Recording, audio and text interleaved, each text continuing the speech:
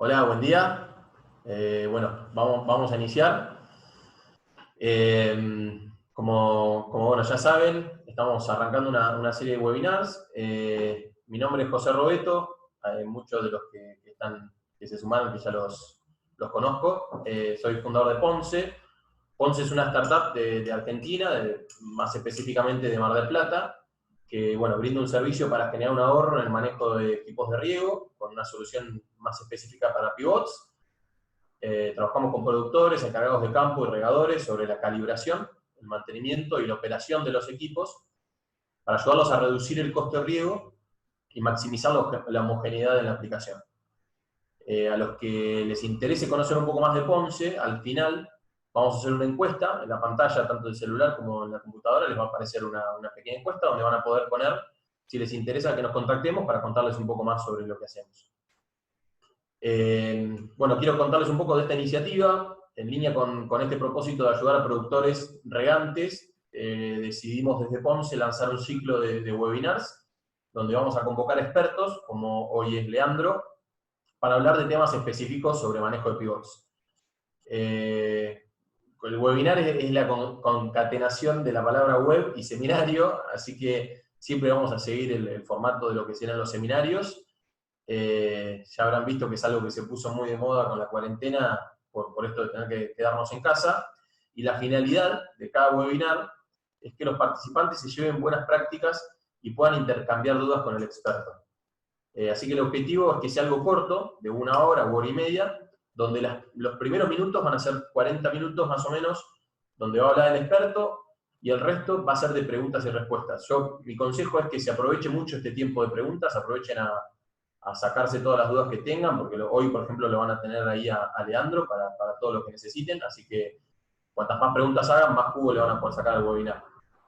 Siempre vamos a grabar cada una de las sesiones y lo vamos a subir al canal de YouTube, así que después lo van a poder compartir o volver a ver. Y vamos a estar haciendo cada 2 semanas vamos a estar haciendo un webinar que en principio va a ser los miércoles. Así que lo que está bueno es que a los que les interesen todo este tipo de iniciativas, que como les digo va a ser para transmitir conocimiento, para transmitir buenas prácticas, para que puedan sacar dudas, no para hablar de productos y nada específico, sino para ayudar a que se haga una buena gestión de riego.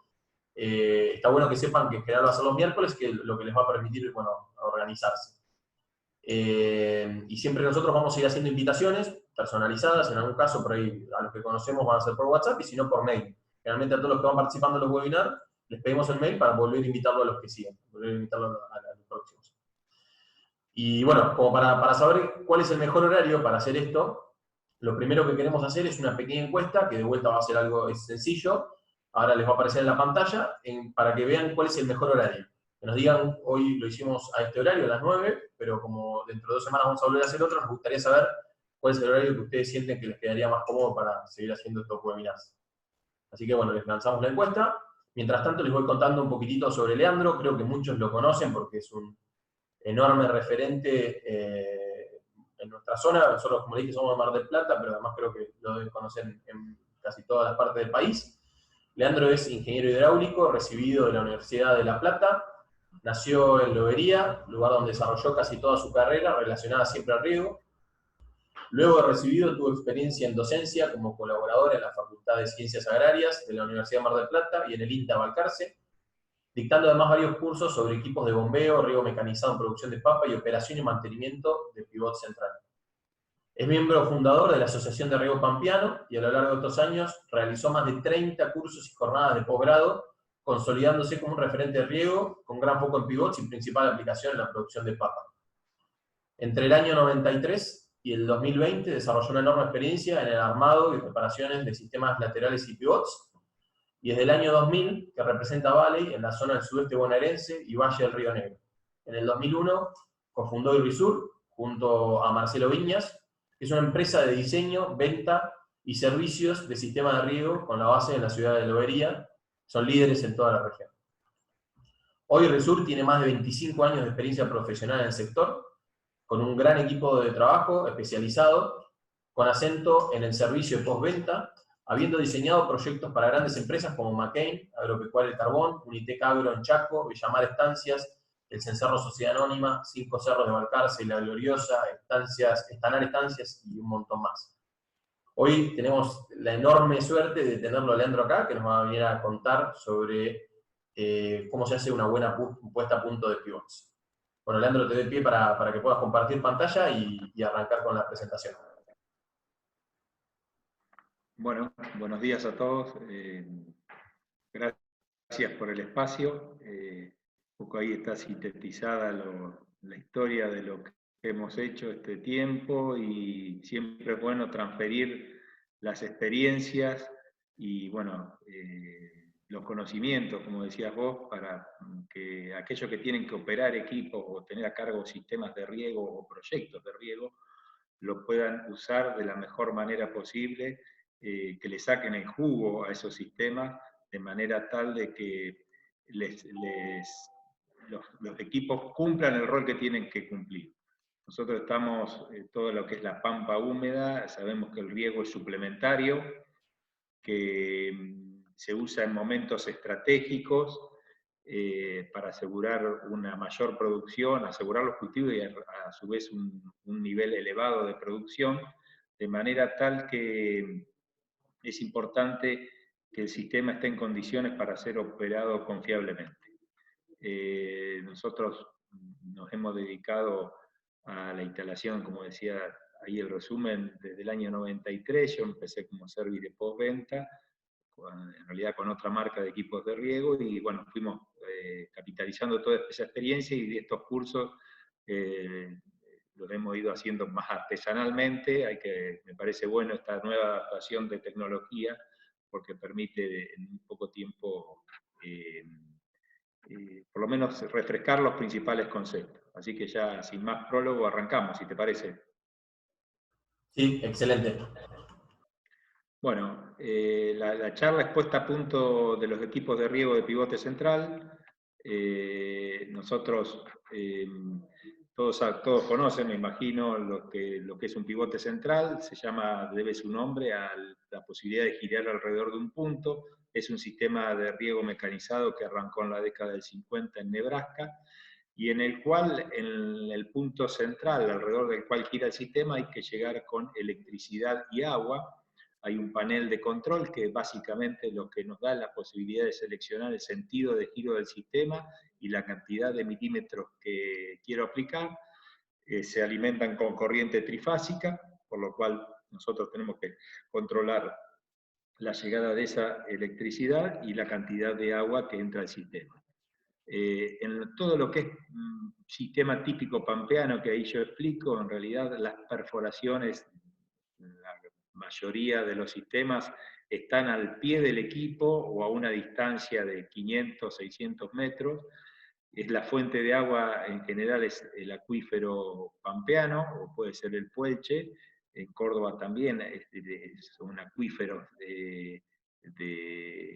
digamos, que toman la primera napa y la segunda, puede ser. Son bombas de transmisión cardánica, y los motores, cuando no son eléctricos, son motores diésel a explosión, que además de mover la bomba cardánica, mueven el generador. O sea, el mismo motor, la misma unidad motriz, le da movimiento a la bomba, y el generador le da movimiento eléctrico al equipo. La correcta puesta a punto, lo que es el mantenimiento del sistema, nos va a permitir ahorrar tiempo, y después vamos a ver qué importancia tiene eso. Nos va a permitir ahorrar dinero o tiempos, sobre todo, perder tiempo en una campaña de riego corta es pérdida de dinero, porque es pérdida de milímetros y es pérdida de producción. Nos va a evitar tener que hacer trabajos de mantenimiento correctivo cuando el equipo ya está funcionando, y tener que andar bajo presión con los equipos adentro del cultivo, con surcos, mojados, con barro. Entonces, todo lo que se puede hacer antes, uno lo hace con el equipo estacionado en la huella, y pudiendo hacerlo en condiciones de seguridad y de condiciones de trabajo mucho mejores que si tenemos que ir a reparar un diferencial o un motorreductor cuando el equipo falló en el medio de un maíz de 2 o 3 metros de altura, que ni siquiera podemos ver de una torre a otra. Entonces, ese detalle es fundamental, que hay cosas que se pueden evitar y se hacen con un mantenimiento preventivo. Lo que buscamos nosotros es aumentar la eficiencia del equipo, evitar los tiempos muertos, reducir los consumos, por lo cual hay que tratar de que la bomba funcione en su punto justo o su máxima eficiencia, lograr un uso confiable del sistema que pueda funcionar. Estos sistemas tienen la virtud de funcionar día y noche, entonces podemos tener los mecanismos de seguridad para dejarlo funcionando durante varios días sin problema, hacerlo en condiciones seguras, con todos los elementos eléctricos de protección, puesta a tierra, condiciones de seguridad, sobre todo eléctricas y mecánicas. Hacer estos sistemas generalmente cambian de una posición a otra, entonces no hay dos perforaciones exactamente iguales o dos lotes exactamente iguales, las condiciones a veces cambian y hay que hacer un ajuste de diseño de una posición de riego a otra y asegurarte que tener la menor inversión por hectárea, tratar de simplificar la operación de manera tal de que el sistema, aparte de ser seguro, sea fácil de operar y agregar todo lo que es lo que se ha venido dando entre estos últimos años, que es el control a distancia, la automatización, el uso de la electrónica y aplicada, más la asistencia de información satelital o por vía teléfono, que nos permite tener un control del sistema aunque no estemos en el lugar. Voy a hacer una pequeña introducción de esta pequeña fórmula. Yo le digo que es la fórmula que sintetiza muchas de las cosas que vamos a ver. La capacidad de riego de un sistema se puede calcular bastante sencillo con esta fórmula. Es el caudal por el tiempo de funcionamiento de ese sistema, dividido la superficie y dividido 10. Si a eso lo multiplicamos por la eficiencia de aplicación, vamos a tener los milímetros por día que puede aplicar un sistema. Caudal nosotros generalmente se pone en metros cúbicos por hora, el tiempo de funcionamiento en horas por día. Si nosotros ponemos la superficie en hectáreas, ya tenemos dividido 10, nos va a dar directamente milímetros, y si a eso le reducimos esa lluvia o esa capacidad de riego bruta por la eficiencia de aplicación, que me mide las pérdidas por evaporación, por deriva del viento, por correntía, en general ese valor anda alrededor del 85-90%, podemos sacar la capacidad de riego del sistema. Yo siempre recuerdo esta regla neumotécnica: 1 litro de agua en 1 metro cuadrado da 1 milímetro de lámina o de lluvia o de riego. Entonces, si yo tengo un caudal, que es volumen por unidad de tiempo, por tiempo me da volumen de agua, si lo divido la superficie del círculo, me da los milímetros que yo puedo aplicar. Si a eso le reduzco el porcentaje de pérdida, voy a tener los milímetros netos. Esto es matemática, digamos, pueden ser, un ejemplo zonal, 120, 130 mil litros por hora en 50 hectáreas, son alrededor de 5 o 6 milímetros por día. Yo ese valor lo tengo que tratar de acercar lo más posible a la demanda máxima del cultivo. Si es una zona semiárida o árida, trato de que se equiparen esos valores o que lo superen levemente. En una zona de riego suplementario como la nuestra, trato de estar lo más cerca posible para que si me toca un periodo de lluvia de 15-20 días en floración, yo tener capacidad de riego similar o muy similar a la evapotranspiración máxima del cultivo. Para maximizar este valor es fundamental que todas estas variables, el caudal, el tiempo y la eficiencia, estén lo más alto posible, porque es directamente proporcional a ello. La superficie me juega, digamos, si yo quiero aumentar la lámina, tengo que achicar la superficie o aumentar el caudal. Por eso, y el otro tema fundamental es el tiempo. El tiempo es el tiempo promedio de funcionamiento del equipo en un mes. Si yo tengo paradas porque me quedé sin gasoil, porque se me rompió el equipo, porque el service no vino o porque tuve un accidente que lo podría haber previsto, todos esos tiempos que resto terminan siendo menos milímetros que puedo aplicar al sistema. Entonces es clave que este tiempo, que está en función fundamentalmente del tipo de sistema, pero básicamente en las condiciones de logística y operación del mismo, tiene que ser lo más alto posible. Por eso el mantenimiento preventivo, es para que este valor del tiempo lo cuidemos, porque lo que estamos haciendo es cuidar los milímetros. Otra fórmula, pero lo voy a pasar rápido, es cómo puedo calcular la potencia de la bomba. Es directamente proporcional al caudal y a la altura manométrica total, o sea, la presión. Ahí puse un ejemplo. Estas láminas les van a quedar en un PDF que después se los van a entregar, pero es decir, una bomba, por ejemplo, de que tira 140 metros cúbicos hora con 55 metros de columna de agua, me va a consumir en el eje alrededor de 42 HP. Yo con eso puedo sacar el consumo de combustible, hay que sumarle el gasto del generador, más el ventilador, el alternador, pero me da una indicación de qué valores de potencia puedo llegar a necesitar de motores a la hora de seleccionar una bomba. Ese caudal va a depender de la fuente de agua y de la capacidad de la bomba, y la presión va a depender de las condiciones en las cuales yo tengo que operar el sistema de riego. Eso lo vamos a ver. Entonces yo tengo que tener datos, rescato esto a manera introductoria, porque no hay, como decía hoy, no hay dos lotes iguales o dos perforaciones iguales. Desde la fuente de agua tengo que averiguar la cantidad y la calidad también. No nos olvidemos que estamos regando con aguas bicarbonatadas sódicas, y el exceso de milímetros genera una acumulación de sodio que es perjudicial a largo plazo. De cada perforación yo necesito saber el caudal y el nivel dinámico a través de un ensayo de bombeo. Del lote tengo que saber los desniveles topográficos y la distancia desde la fuente del agua hasta el centro del pivote, para poder seleccionar después adecuadamente las tuberías que me permitan una pérdida de carga, una pérdida de rozamiento razonable, que en función de esa pérdida, los niveles me van a terminar dando la presión total que necesita la bomba para operar. Acá, si me van siguiendo, me avisan si voy muy rápido, José, eso... Está perfecto, viene ¿Está todo bien? excelente. Sí, sí, sí, sí, Y sí. después cuando quieren hacemos alguna pausa como para alguna pregunta, pero bueno, ya termina esta parte teórica, que por ahí no se asusten aquellos que por ahí no entiendan alguna fórmula, pero es tener el concepto, dos o tres conceptos, por qué creemos importante tener claro el tiempo de funcionamiento y las condiciones de operación del sistema. El sistema va instalado sobre un terreno, nosotros estamos sobre una pampa ondulada que tiene desniveles. Esos desniveles nos pueden jugar a favor o en contra. En este dibujo lo que se ve que H a la derecha es el desnivel topográfico. Yo tengo que llegar al final del equipo donde dice PR, que es la presión requerida, con una determinada presión, que es en función del tipo de pico o aspersor final que tengo. En general estoy entre 1 kilo y 2 kilos de presión al final del sistema.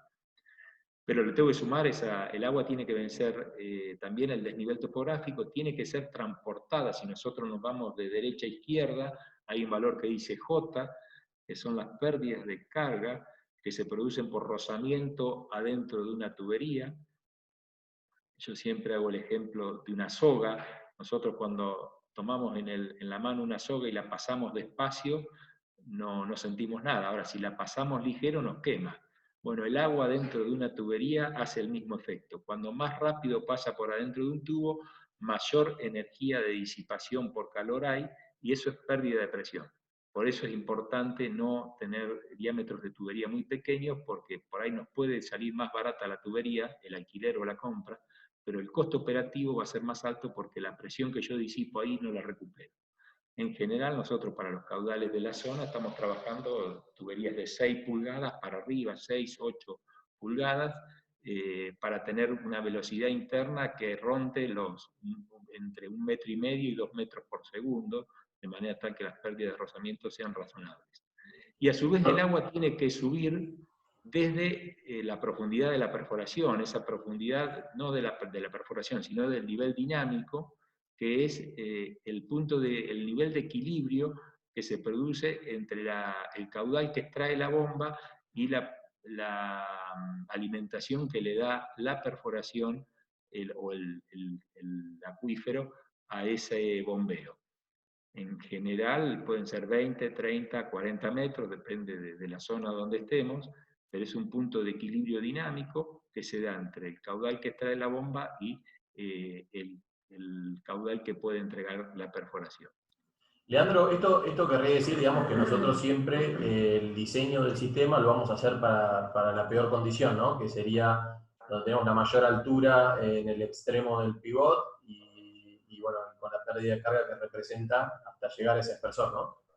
Sí, en general, salvo que el pivote esté colocado en la punta de una loma y bueno, y sea cuesta abajo toda la vuelta del pivote, puede existir esa situación, ahí la altura te juega a favor, o sea, se resta de la cuenta, pero si no se toma siempre la condición más desfavorable. Acá en este dibujo yo lo simplifiqué de manera tal de que, bueno, la parte más alta está hacia el final del equipo. Y eso se nota, vos lo explicabas en la otra charla anterior, nosotros cuando tenemos un sistema en estas condiciones, si no está la presión adecuada en el centro del pivote, lo que vamos a tener es que en la parte alta del círculo vamos a tener menos agua, porque no van a llegar las condiciones de presiones adecuadas. Entonces, si el caudal que sale por un orificio, por una tobera o por un aspersor, depende básicamente de la presión interna que tiene ese aspersor. O sea, depende del diámetro, pero también de la presión interna que tiene ese aspersor. Si la presión no es la que corresponde, el agua que se tira es menos. Y si asperjo menos agua, son menos milímetros y es menos producción. Por eso uno pone una cosechadora o hace un mapeo de cosecha y si en la loma aparece que el rendimiento es menor, básicamente porque no trabajamos con la presión adecuada en el centro del equipo. La presión en el centro del equipo está dada por el largo del equipo, por el tipo de pico que yo voy a usar. Si generalmente se trabaja con reguladores de presión de 10 o 15 libras, yo estoy necesitando alrededor de 1 kilo de presión en el final del equipo. Si tengo un cañoncito final, me voy a 2 kilos en el final del equipo. Las pérdidas internas de rozamiento del pivote y le puedo cargar ese valor de diferencia topográfica entre el punto más alto del pivote y la base del mismo.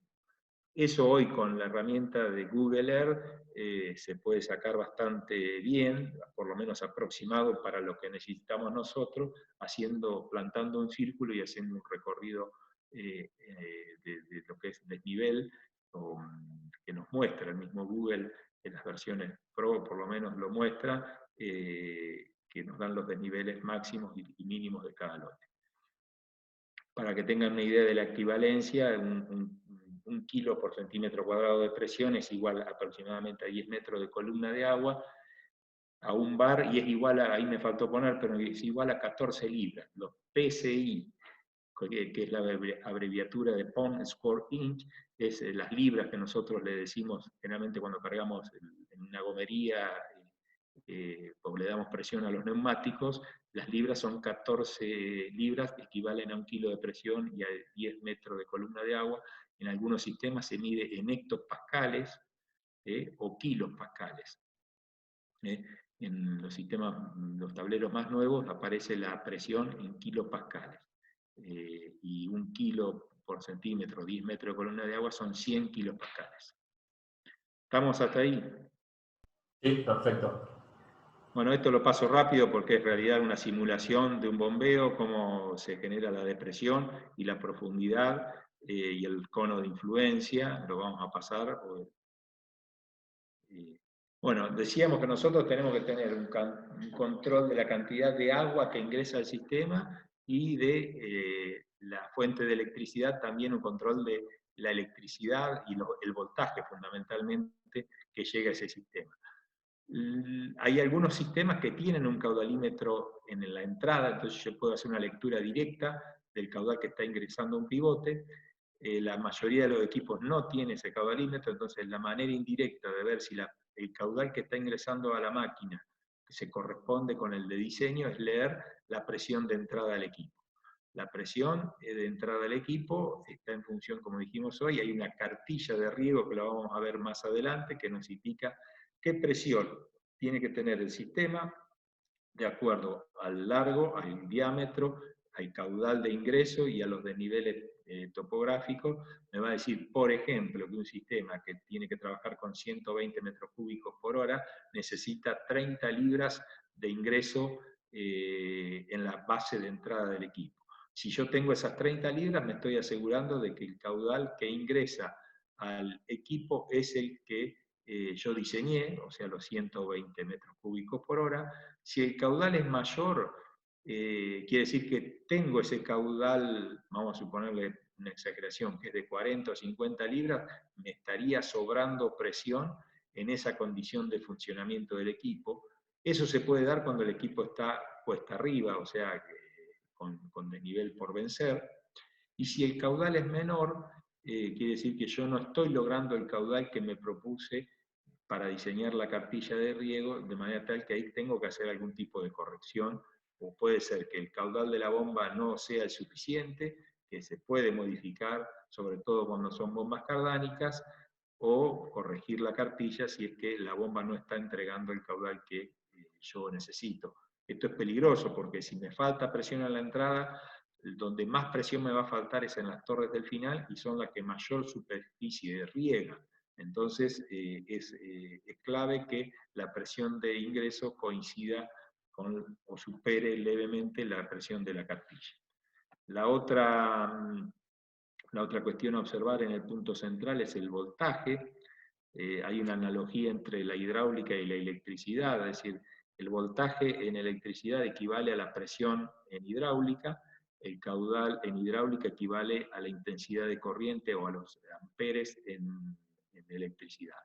Nosotros acá lo que hacemos también, no podemos, a veces podemos colocar un amperímetro, pero en realidad lo que se coloca es un voltímetro que me da la calidad o me asegura de que el voltaje para el funcionamiento del sistema esté dentro de los rangos que son seguros de operar y que no generen problemas, sobre todo en los motorreductores, que son las partes que consumen más energía y que pueden sufrir deterioro si no trabajamos o trabajamos con un voltaje muy bajo. En el caso de la red eléctrica nuestra, trifásica, esa tensión es de 380 volts barra 400 volts en 50 Hz, o sea, es una corriente alterna, la cantidad de oscilaciones de corriente por segundo.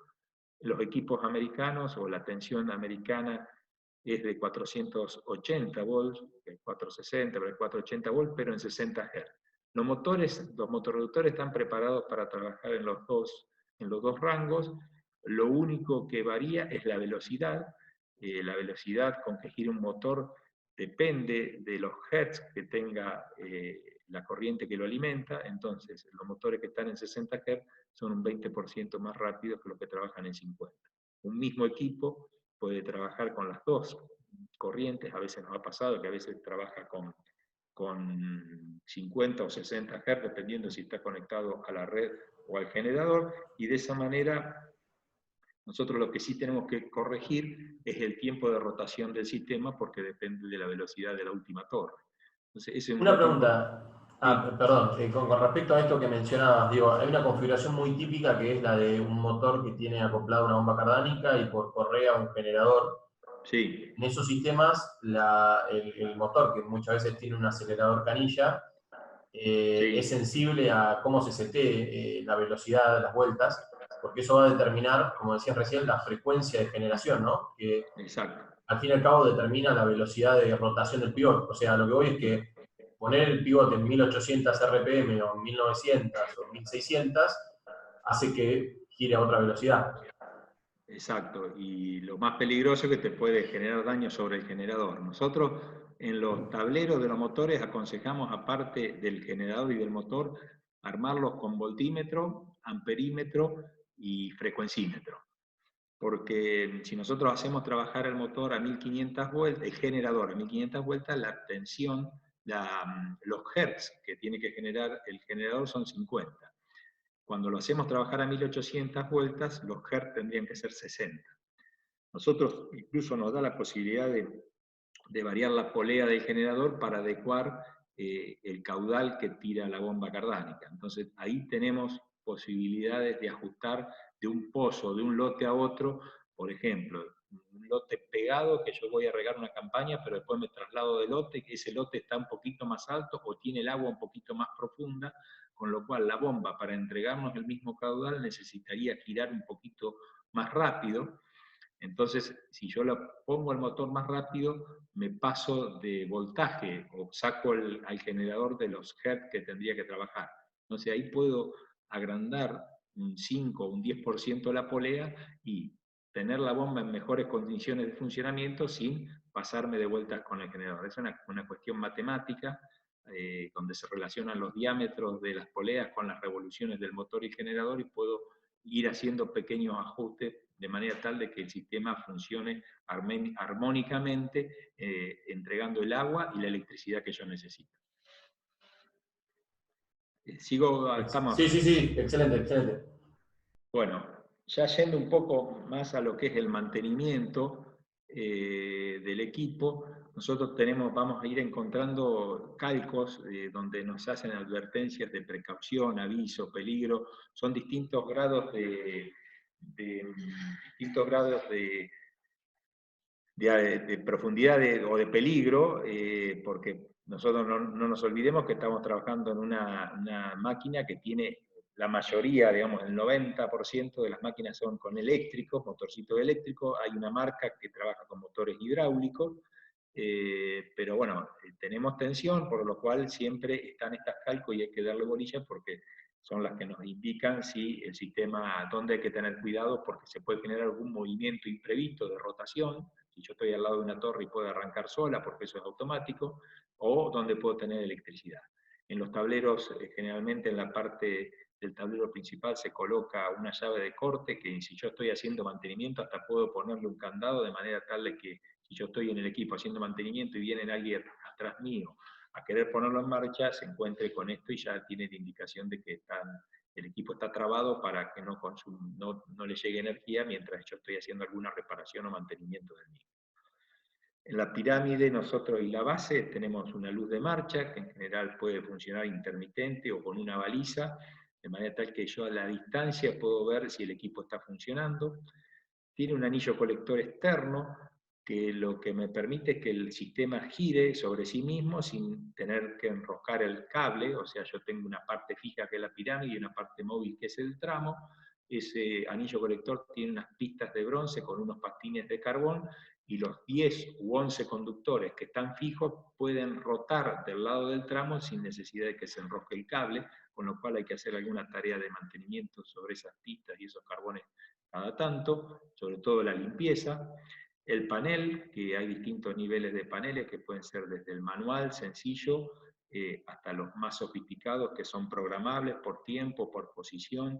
La mayoría se puede adaptar a poder hacerle un control remoto por teléfono, por señal de teléfono, por satélite, y operarlos o controlarlos a distancia.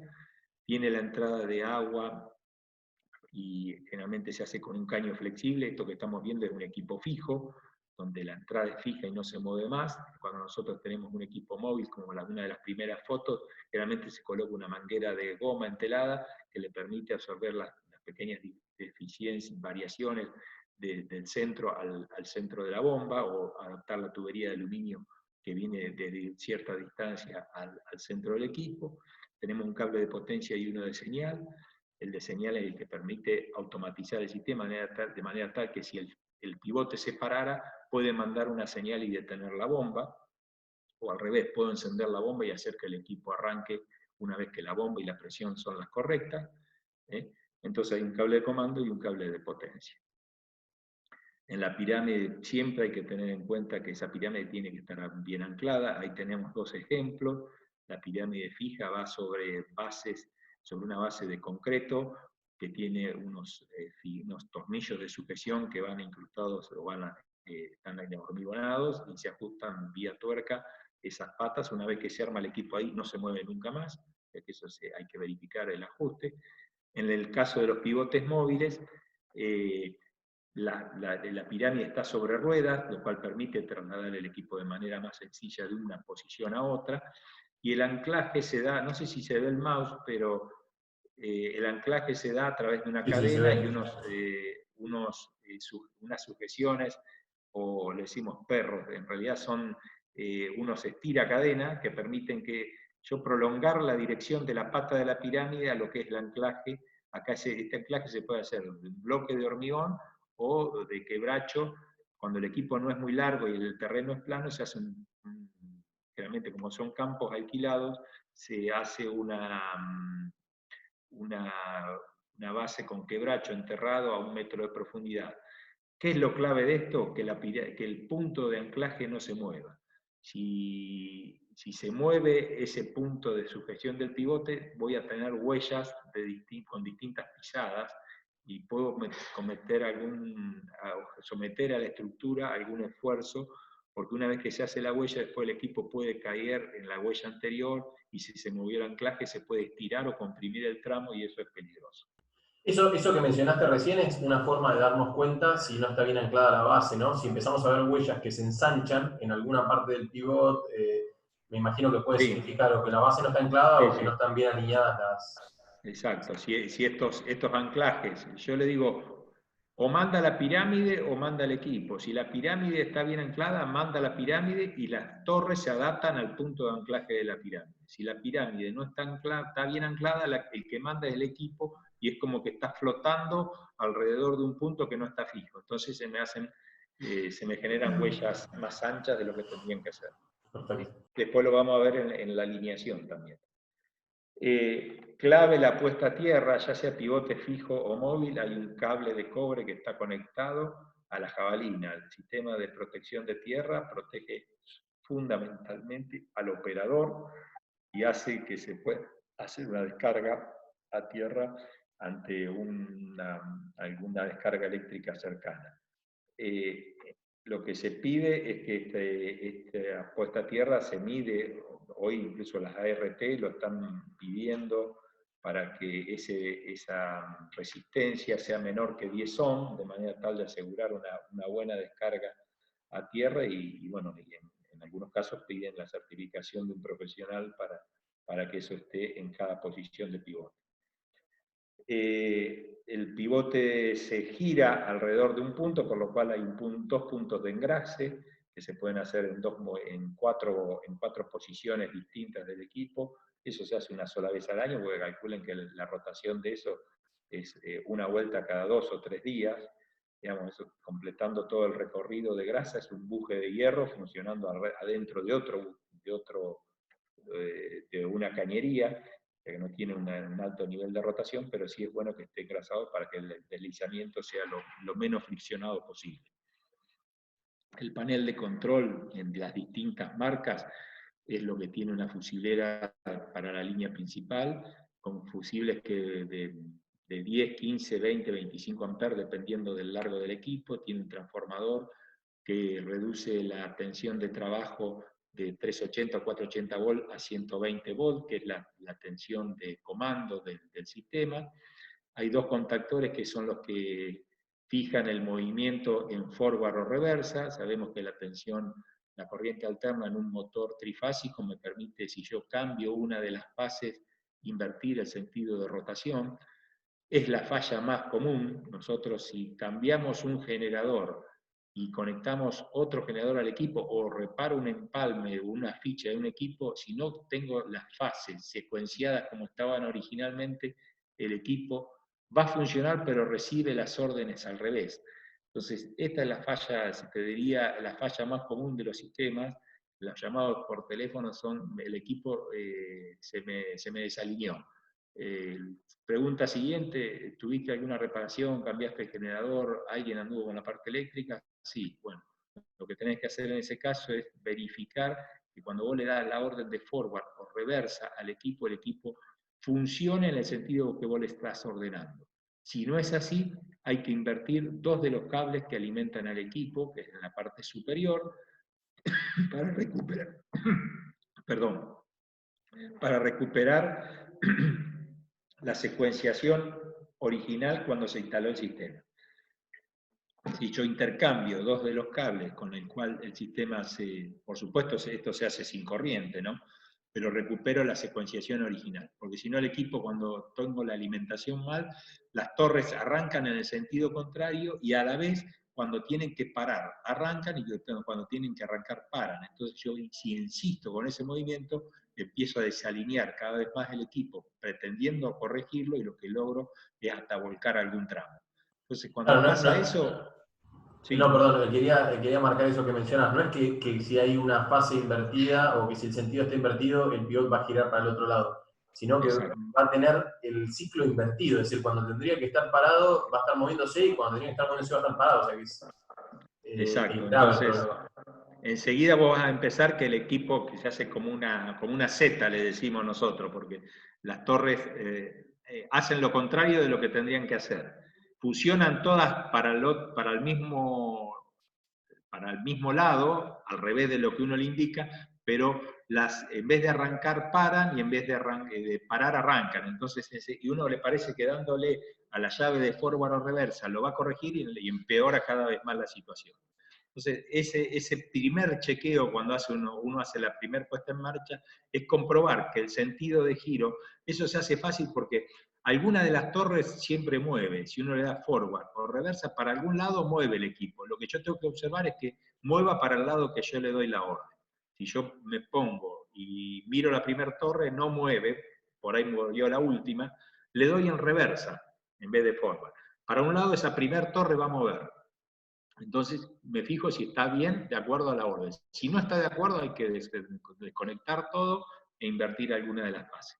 Puede ser que algún motorcito haya quedado él solo en forma individual, con las fases cambiadas, porque a veces se repara un bobinado de un motor y queda sin número o no se tomó la precaución de tomar los colores y nos queda, o el bobinador no lo marcó, y bueno, puede ser que individualmente un motorcito no haga lo contrario, en ese caso se corrige lo de ese motor. Pero si no ha habido un problema con un motorcito, si el problema es la alimentación del equipo, hay que corregirlo en el tablero de entrada o en la ficha de alimentación o la salida del generador. ¿Estamos? Sí, sí, perfecto. Dentro del panel de control hay alimentación de cables. Este es un ejemplo de que lo que no hay que dejar, digamos, los paneles de control son un ámbito muy apetecible para las abejas, avispas, ratones, si le dejamos un lugar por donde pueden entrar. Entonces, para evitar que se hagan nidos dentro, todas las prensacables tienen que estar bien ajustados y los agujeros tapados. No significa que el panel tiene que estar hermético, porque eso es malo, porque con deshumedad tiene que tener puntos pequeños de respiración, pero lo que no puede haber es grandes orificios que permitan la entrada de insectos o roedores. Los fusibles, digamos, fusibles hay, si lo vemos anterior, hay fusibles grandes que son los que están sobre la línea trifásica, la de 380 a 480, que en general están en función de es lo que es energía y son de 15, alrededor de 15 amperes, que si algún motorcito está en corto, tengo alguna fuga de corriente muy importante, pues, se queman y protegen al sistema. Y después hay un par de fusibles más chiquitos que son de 2 o 5 amperes, que es lo que protege la línea de 110 volts. El fusible lo que me está notando es que hay algún problema. Yo puedo puentear el fusible con un alambrecito, hacer la típica de arreglarlo con alambre, pero si yo no calibro bien, lo que estoy haciendo es enmascarando un problema que me puede generar después una rotura más grande del sistema. Entonces eso es delicado y hay que controlarlo. El anillo colector, como yo les decía hoy, permite el movimiento del equipo alrededor de un punto fijo. Están estas pistas de bronce y unos patincitos de carbón que están del lado móvil, de manera tal de que yo a través de la parte fija con la parte móvil, de manera tal de que pueda girar el equipo sin enroscar el cable. Esto tiene que estar herméticamente tapado también. Herméticamente no, tapado para que no ingresen insectos. Y cada tanto hay que destaparlo, ver que los cables no vayan, como hay una parte que gira, que es la parte exterior del anillo, y una parte fija, que es la parte interior del anillo, que no se vayan a producir rozamientos entre la parte móvil y la fija, o que se enrosque o se enganche algún cable y eso genera un cortocircuito, a veces ha pasado, y a su vez observar la limpieza de los anillos colectores. La caja en la torre, lo que tenemos es una caja de alineación, que ahora la vamos a ver en detalle, que es la que hace que el motorcito arranque o pare de acuerdo a cómo está la posición de la torre precedente o la del final, un motor reductor que le da el movimiento eléctrico a través de una reducción a los dos diferenciales que están ubicados en cada una de las ruedas, y es el corazón móvil del equipo y es lo que más mantenimiento requiere a la hora de hacer revisaciones y operaciones. En la caja de alineación nosotros lo que tenemos es una varilla. ¿Se ve el mouse? ¿Lo van siguiendo el mouse? Sí, sí, sí, se ve perfecto. Voy a acelerar porque los tiempos veo que van corriendo. Pero bueno, esta varilla de alineación es la que le transmite el movimiento de la torre última, anteúltima o la precedente a la torre en la cual estoy yo ubicado. Eso permite que giren unos microswitch internos a las cajas y bueno, y el cable que viene por arriba del equipo, que generalmente son de 11 conductores, transmiten la electricidad a los motorreductores y los comandos para que la torre pare, arranque del circuito de seguridad que me permite que si una torre no funciona, se abra un microswitch que detenga todo el sistema. Hay mangueras flexibles de unión de tramo o cuplas de aluminio, que son las que unen un tramo con otro, que hay que verificar que no tengan pérdida. Y a su vez hay un cablecito que une un tramo con otro, sobre todo, bueno, esto es una de Valley, pero es lo que me da continuidad de la puesta a tierra de un tramo al otro, ¿no?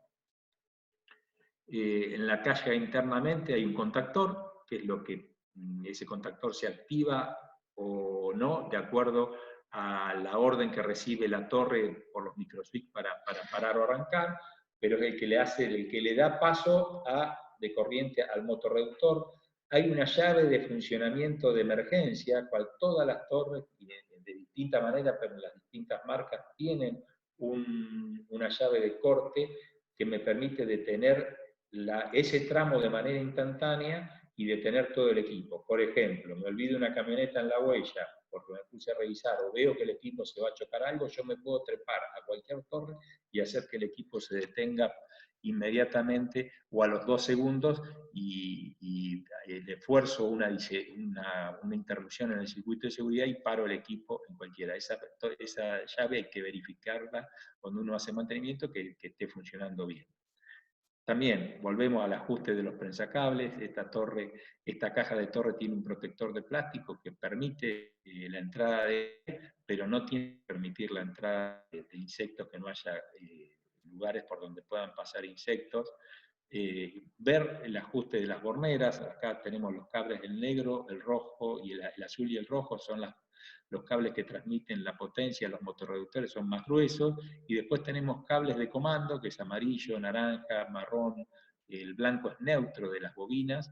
Todos esos cables tengo que verificar de que estén bien ajustados en las borneras y no haciendo falso contacto. Las válvulas de drenaje en cada tramo. Nosotros vamos a ver que cuando uno para el equipo queda goteando o chorreando agua en cada tramo. Esas válvulas de drenaje permiten que el equipo o el sistema se vacíe una vez que dejó de regar. Para eso tienen unas valvulitas de goma que van ubicadas en esos drenajes, de manera tal de que cuando no hay presión, la goma recupera su forma y permite salir el agua. Cuando hay presión, la goma sella el orificio y no permite salir el agua. Si con presión tengo pérdidas es porque la válvula está sucia, entonces hay que desenroscarla, limpiarla y permitir que la arenilla o raíces que puedan ubicarse en ahí no generen fugas a la hora que el equipo levante presión. Leandro, ¿querés demos como un poco un cierre para dejar? Porque yo lo que no quiero es perderme la posibilidad de hacer preguntas, de que hagan preguntas, porque sé que tenés un montón para contarnos, pero por ahí estaría bueno si podemos dar en un ratito, a seguir un rato más y dar un espacio para preguntas. Sí, sí, listo, sí. Después me quedan, lo trato de resumir. Hay que verificar el estado de la estructura del tramo, las conexiones a los motorreductores, que estén los cables bien sujetos, y dentro del tren de tracción tenemos los reductores, que es lo que yo decía que es el corazón del equipo, porque es lo que se mueve, es lo que tiene que subir y bajar los surcos, es lo que le da el movimiento a las ruedas. Ahí hay que verificar el aceite, verificar el drenaje. Generalmente algo de agua entra, los diferenciales respiran a través de los retenes y saben acumular agua de una campaña a la otra. Generalmente se hace un drenaje una vez por año y el cambio de aceite cada 3.000 horas o cada tantos años, de acuerdo a cuántas horas se hagan por campaña. esos reductores importantes, ahí tiene una cámara de expansión que hay que verificar que se está limpia. Están en los manuales de los equipos, acá estamos haciendo un repaso. En los equipos móviles hay grasa que va en las puntas de los ejes de las masas móviles, y a su vez verificar el estado de los pernos, que son los que le transmiten el movimiento de la masa a la rueda, que en equipos móviles se hace a través de un perno, y ese perno trabaja y a veces empieza a generar una ovalación o a ovalar los agujeros en el cual trabaja y empieza a tomar fuego. Entonces eso hay que verificarlo también. Los motorreductores los mismos que los diferenciales, mirar el nivel de aceite. Acá en este punto que el prensacable esté bien ajustado y mirando hacia abajo para que el goteo de agua no se da hacia la zona central, ver las zonas de crucetas que estén bien encastradas una con la otra de manera tal de que no estén trabajando en la punta y que se pueda romper la cruceta, es de verificarlo, ajustar los cubrecardan, ajustar las ruedas, sobre todo en equipos nuevos después de la primera vuelta, y después cada tanto pegar un repaso, la presión de los neumáticos, que es de 18 libras en general, para el neumático estándar de 14,9 por 24, en 18 libras le da la flotación adecuada para poder transmitir el peso a las huellas y generar la menor compactación posible. Este es el caso que veíamos hoy de un problema de alineación o de movimiento de la pirámide, empieza a generar una huella más grande, con lo cual lo importante es que coincida la alineación visual con la eléctrica. Eso ya es muy fino, pero lo pueden hablar con cada uno de los que atiende el equipo para que esa alineación coincida y que el equipo trabaje lo más derecho posible. Esto lo vamos a pasar de los microswitch, y ya después con respecto a la aspersión, sabemos que en general la mayoría de los sistemas trabajan con reguladores de presión que me garantizan que todos los picos van a funcionar con la misma presión de salida, en este caso 10 libras, y el caudal que tira cada tobera va a estar determinado por el diámetro de esa tobera, que está asociado a un número que está en esta parte, de manera tal de que a medida que nos alejamos de la pirámide van a ser números cada vez más grandes, hay que controlar que esas toberas estén bien de acuerdo a la cartilla, y bueno, hacer el mantenimiento de los picos, que no exista pérdida, drenar la trampa de arena al inicio de cada campaña. Eso, la cartilla tiene un caudal de ingreso y una presión, un ejemplo, y me va a indicar en cada punto qué tobera va a tirar, y de acuerdo a cada porcentaje de funcionamiento de la última torre, cuántos milímetros va a aplicar ese equipo. Entonces, cada equipo tiene una determinada configuración, de acuerdo a esa configuración me da el caudal, qué presión tiene que manejar, y de qué posición tiene que ocupar cada tobera. Lo importante es, yo al final de la exposición ahí tienen un checklist, que son todo lo que estuvimos hablando, como para ir punteándolo, en la pirámide, en la torre, en el tramo, en la aspersión, las piezas móviles, que donde va aceite, cada cuánto se cambia, la parte de engrase, el tren de tracción. Bueno, hasta ahí estaríamos, queda abierta para preguntas. Bárbaro, bárbaro. Bueno, buenísimo. Gracias, Leandro. Estuvo espectacular. Sé que tuvimos que apurarlo, pero bueno, la idea es del formato de webinar, que siempre podamos hacerlo con preguntas, y queremos dar el espacio ese porque es el mejor momento para hacer intercambio. Mientras le mandamos una encuesta chiquitita de vuelta para ver si quieren generar contacto, tanto con Leandro, o inclusive si quieren saber más de Ponce, como les conté al principio, les explico cómo es el formato de preguntas. Van a ver que tienen una opción para hacer preguntas, que dice preguntas y respuestas, o QA a los que tienen el Zoom en inglés. Yo voy a ir leyendo las preguntas que ustedes hagan, se las voy a ir leyendo a Leandro para que las pueda contestar. Y si no, a los que estén con el celular y bueno, y les interese de alguna manera hacer una pregunta y por ahí no lo pueden hacer, ponen ahí una manito para levantar, levantan la mano y yo les habilito el micrófono para hacer la pregunta, y bueno, ahí Leandro les va por contestar. Vamos a tratar de hacerlo lo más dinámico posible, porque seguro que hay muchos que tienen ganas de preguntar. Entonces, cuando alguien levante la mano, habilito el micrófono, hace la pregunta y después lo deshabilitamos. Bueno, arranco con las preguntas que fueron haciendo por los chats. La primera es de Daniel. Daniel pregunta: buenos días, para medir caudal, ¿cuál es la mejor manera? ¿Con presión en el equipo o sin presión? Mirá, para el caudal se mide, el que nosotros queremos que funcione el sistema, se tiene que medir con presión en el equipo. Las bombas tienen una curva HQ que es la carta de identificación o de rendimiento de esa bomba, pero cuando yo introduzco agua, tiene que estar la presión del equipo adecuada, porque si no, cuando no tengo contrapresión, del otro lado hago un ensayo de bombeo y la bomba tira el agua a la atmósfera, generalmente me va a dar más caudal al mismo número de vueltas que si yo le pongo y le conecto el equipo. Entonces, un ensayo de bombeo se hace sin contrapresión, se hace a boca libre, que se llama, o bombeando el agua a la atmósfera. Ahora, el caudal de ingreso del equipo tiene que medirse con el equipo conectado y con la presión que necesita el equipo. Eso se hace en general con caudalímetros, ¿no? Claro, esto tengo entendido, agrego una cosita con respecto a esto, que hay veces que se mide el caudal cuando no se tiene el equipo, se pone una llave y se estrangula hasta levantar la presión con la que tendría que trabajar ahí, y ahí después se mide el caudal, ¿puede ser?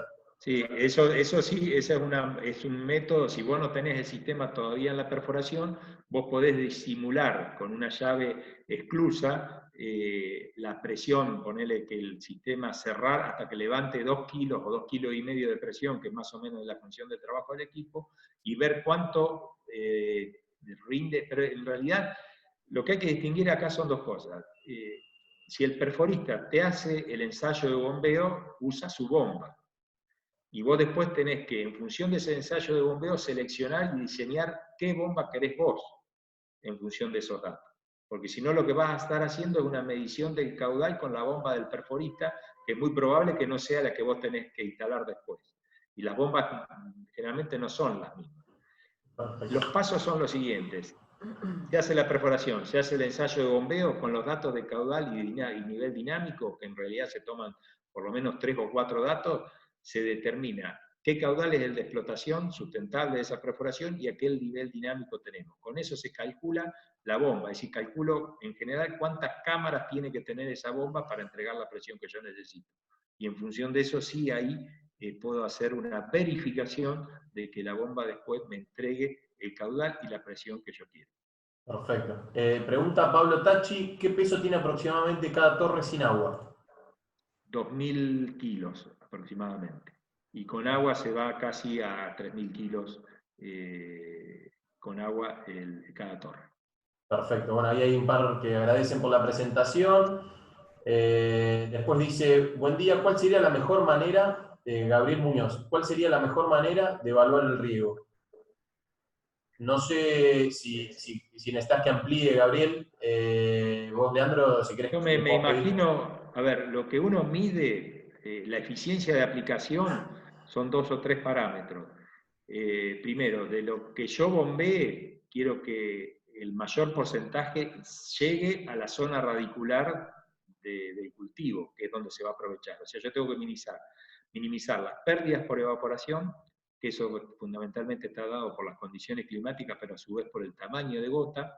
Tiene que ser una gota no muy grande para que no compacte, ni tampoco muy chica para que se vuele. Hoy hay todo un paquete tecnológico en el diseño de los aspersores que me permite regular el tamaño de gota para tener una gota intermedia y uniforme de punta a punta del equipo. Y a su vez, después, una vez que llega el agua al suelo, primero que no percole, o sea, regar en exceso, que eso generalmente no pasa porque regar cuesta plata, pero tampoco que no corra. O sea, si yo estoy teniendo una pluviometría instantánea, una intensidad de lluvia excesiva, que está por arriba de la capacidad de infiltración del suelo, yo puedo generar las famosas escorrentías o runoff, que es agua que se desperdicia porque yo la esparcí, pero no terminó donde yo quiero que termine. O sea, en vez de terminar en la zona de exploración de las raíces, corre a través del surco y me genera cárcavas y problemas y erosión hídrica. Entonces tengo que regular, esa es para un capítulo aparte, pero esa es una manera de medir. Y la otra es la uniformidad de distribución. O sea, que yo puedo poner pluviómetros abajo del equipo de manera tal de controlar que el riego abajo de cada una de las torres sea parejo y de una manera de controlar que las toberas estén bien colocadas. Perfecto. Alfredo Vittori hace no sé si es un comentario o una pregunta, pero por ahí te salta alguna respuesta tuya, Leandro, le dice, siempre conviene que gire en el mismo sentido para que no se desalinee. En realidad los sistemas están preparados para trabajar en los dos sentidos. Lograr una alineación perfecta en los dos sentidos a veces es difícil. Se puede lograr, pero hay que hacer una sintonía muy fina en las cajas de alineación. Si uno empieza a trabajar con el sistema en forward, la verdad que sí, es mejor que trabaje toda la campaña en la misma dirección. Porque a veces una pequeña desalineación en reversa nos hace que la huella sea un poquito más ancha. Salvo que la desalineación sea muy grosera, o que el equipo esté, nosotros decimos bananeado, es decir, que en vez de ser una línea recta, parezca una banana cuando uno lo trabaja. Cuando esas dos alineaciones que decía yo, entre la visual y la eléctrica, no coinciden, cuando ando para un lado o para el otro, ahí sí nos genera una huella más ancha. Entonces, es decir, si yo tengo el equipo así, con una cierta banana o de un cierto convexo o cóncavo, y no lo puedo corregir, siempre conviene que trabaje en la misma dirección para no generar una huella más ancha, pero no es la condición ideal. Genial. Paulo Bustamante dice, ¿cuál es el mejor medidor de caudal? ¿Hay algún servicio de medición? Sí, o sea, en realidad tenés de todo tipo para medir caudal, pero en general hay mecánicos, que es una hélice que se coloca dentro de la tubería, hay electromagnéticos y hay ultrasónicos. Nosotros damos ese servicio, por ejemplo, con un medidor ultrasónico que tiene sensores que van por afuera de la tubería, con lo cual es muy fácil y muy versátil para instalar y desinstalar en el caño porque no es invasivo, y eso por un efecto Doppler mide la velocidad interna del flujo de agua y teniendo la sección de la tubería podés ver el caudal y son muy exactos. La verdad que hace muchos años que hacemos esos controles de medición, algunas firmas tienen algunos similares, por ejemplo, algunas firmas que ya los tienen propios, digamos, semilleros grandes o alguna industria papera grande tiene sus propios medidores y hace un chequeo de los mismos de manera tal de comprobar los caudales con el equipo conectado.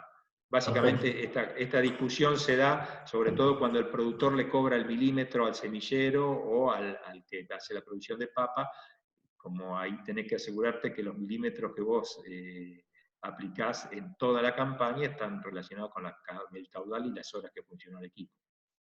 Excelente. Sí, tengo entendido que siempre las mediciones de caudal se tratan de hacer sobre el caño vertical en la pirámide, ¿no? Para asegurar que tenga agua. Exacto, sí, y conviene que estén, digamos, lo que conviene es que el flujo sea lo menos alterado posible, o sea, tener 5 veces el diámetro de la tubería hacia aguas abajo sin interrupciones y 2 o 3 veces hacia aguas abajo también sin interrupciones, de manera tal que esa velocidad interna no esté alterada por alguna turbulencia generada por algún accesorio. Excelente. Bueno, dice José Solé, estaría bueno si pueden armar una especie de checklist para el mantenimiento de los riegos, para que los operarios tengan como guía de trabajo. Ahí Leandro tiene uno al final, que lo vamos a compartir a todos los que les interese. Nosotros también tenemos armado uno que les podemos pasar. Después dice Carlos Villani, ¿cómo recomiendan cambiar las juntas planas entre caños? Lo ideal es bajar el tramo. La gente nuestra, la más experimentada, lo hace con el tramo armado y bueno, pero es un sistema que es delicado de hacerlo con el tramo armado cuando no se tiene experiencia. Si no, hay que bajar el tramo y ahí se aflojan lo que es la estructura de ángulo, que son los que sostienen los caños, y ahí se genera el cambio de junta. Pero Buenísimo. eso se hace con el tramo ya en el suelo. Buenísimo. Ahí habilitamos, Ángel levantó la mano, le habilitamos para hacer la pregunta. Ángel, fíjate que podés desmutear el micrófono para hacer la pregunta si querías. Hola, buen día, Roberto. Soy Samuel. Samuel. ¿Cómo andás? Bien. Buen día. ¿Querías? Sí, la pregunta mía era, ¿qué medida tiene que ser la manguera de los equipos? Si hay alguna medida estándar. ¿La manguera de entrada? No, la manguera, las bajadas. Sí, en general son de 3/4 de pulgada, 19 milímetros. Perfecto. No, pero... Podría ser, o sea, vos podés poner mangueras, esto se trata de uniformizar para no tener muchas piezas móviles. En general, en las primeras torres, como los caudales son menores, podrías poner alguna manguera un poquito menor, de media pulgada, pero ahí ya te tenés que poner acoples en los codos, entonces ya no hay diferencia de valor significativa y se deja todo uniforme de 3/4 de pulgada. Bueno, sigo con Carlos Villani, no, perdón, con Speedy, que dice cuál es el mejor tipo de aspersor que se debe usar. Mirá, a nivel mundial hay varias fábricas, nosotros siempre hemos trabajado fundamentalmente con dos, que es Nelson y Zeninger. No sé si se alcanza a ver, no sé si me habilitas, pero bueno, lo que la cámara, Sí, se ve. este es un pico iWOW, que es móvil, y ¿qué es lo que buscan los picos? Es tratar de asperjar el agua lo más lejos posible con la gota intermedia que decía hoy, y con la menor presión posible. Hay una competencia muy fuerte entre Nelson y Zeninger por buscar estas condiciones. El iWOW de Nelson es de los últimos que se ha usado porque genera el radio de alcance elevado, genera una baja de pluviometría instantánea. En lotes arcillosos o quebrados, esa baja de intensidad de lluvia o de pluviometría instantánea permite darle más tiempo al suelo, más superficie para que ese agua sea absorbida. En el caso de Nelson se llama Rotator u Orbitor, que son también otras marcas que también tienen partes móviles que permiten asegurar un mayor radio de alcance. Entonces esos dos son los que, después dentro del mismo modelo de pico hay distintos platos, que es la forma en la cual el agua impacta. A ver si tengo alguno acá. Acá, y este es un Nelson, que también, acá puedo sacar el plato. Si me alcanzan a ver, perdón, estoy con la cámara acá. Esta parte móvil gira, y esta forma con la cual está diseñado el plato hace que también el radio de alcance varíe, el tamaño de gota, pero bueno, son aspersores que son un poco más caros que los estándar, que los fijos, pero aseguran una muy buena distribución de agua, un buen radio de alcance y una baja presión de funcionamiento. Excelente. Sigo, está bueno porque tenemos casi 30 preguntas, así que... Bueno, Francisco Lodo pregunta, ¿podrá explicar el orden de calibración de un equipo? Primero, el voltaje del equipo, después anotar las RPM motor y último, la lectura de la bomba para llegar al caudal. ¿Es así? Sí. A ver, si yo tengo una bomba cardánica, en general las bombas trabajan alrededor de 1700 vueltas, las cardánicas, ¿no? Están diseñadas para trabajar entre 1500 y 1900, 2000 vueltas, pero el punto óptimo de funcionamiento es alrededor de 1700, 1800 vueltas. Como la bomba es la que consume más potencia de un motor, lo que tenemos que lograr es que la bomba esté en su punto máximo de eficiencia. Esa eficiencia se mide en cómo transforma energía mecánica en hidráulica. O sea, cómo traduce las vueltas que le entrega un motor en caudal y presión. Entonces, la que manda en ese sentido es la bomba. Yo tengo que tratar de que la bomba esté funcionando en su punto óptimo. Y de ahí puedo acoplar el generador. Por ejemplo, en general, si el motor funciona a 1800 vueltas, hay una relación directa prácticamente entre las vueltas del motor y las vueltas de la bomba. O sea, hay un acople mecánico a través de un cardan, del trauma de fuerza, cardan, y una relación 1 a 1 para que los dos trabajen a la misma cantidad de vueltas. Si el generador es un generador nacional o que trabaja en 50 ciclos, yo lo que voy a tener que hacer es que gire a 1500 vueltas. Entonces, la polea del motor, si es de 20 centímetros, la polea del generador va a tener que ser más grande porque tiene que funcionar en 1500 vueltas. Es un 20% menos de vuelta, el diámetro de la polea del generador va a tener que ser un 20% más grande que la polea del motor. ¿Se entiende?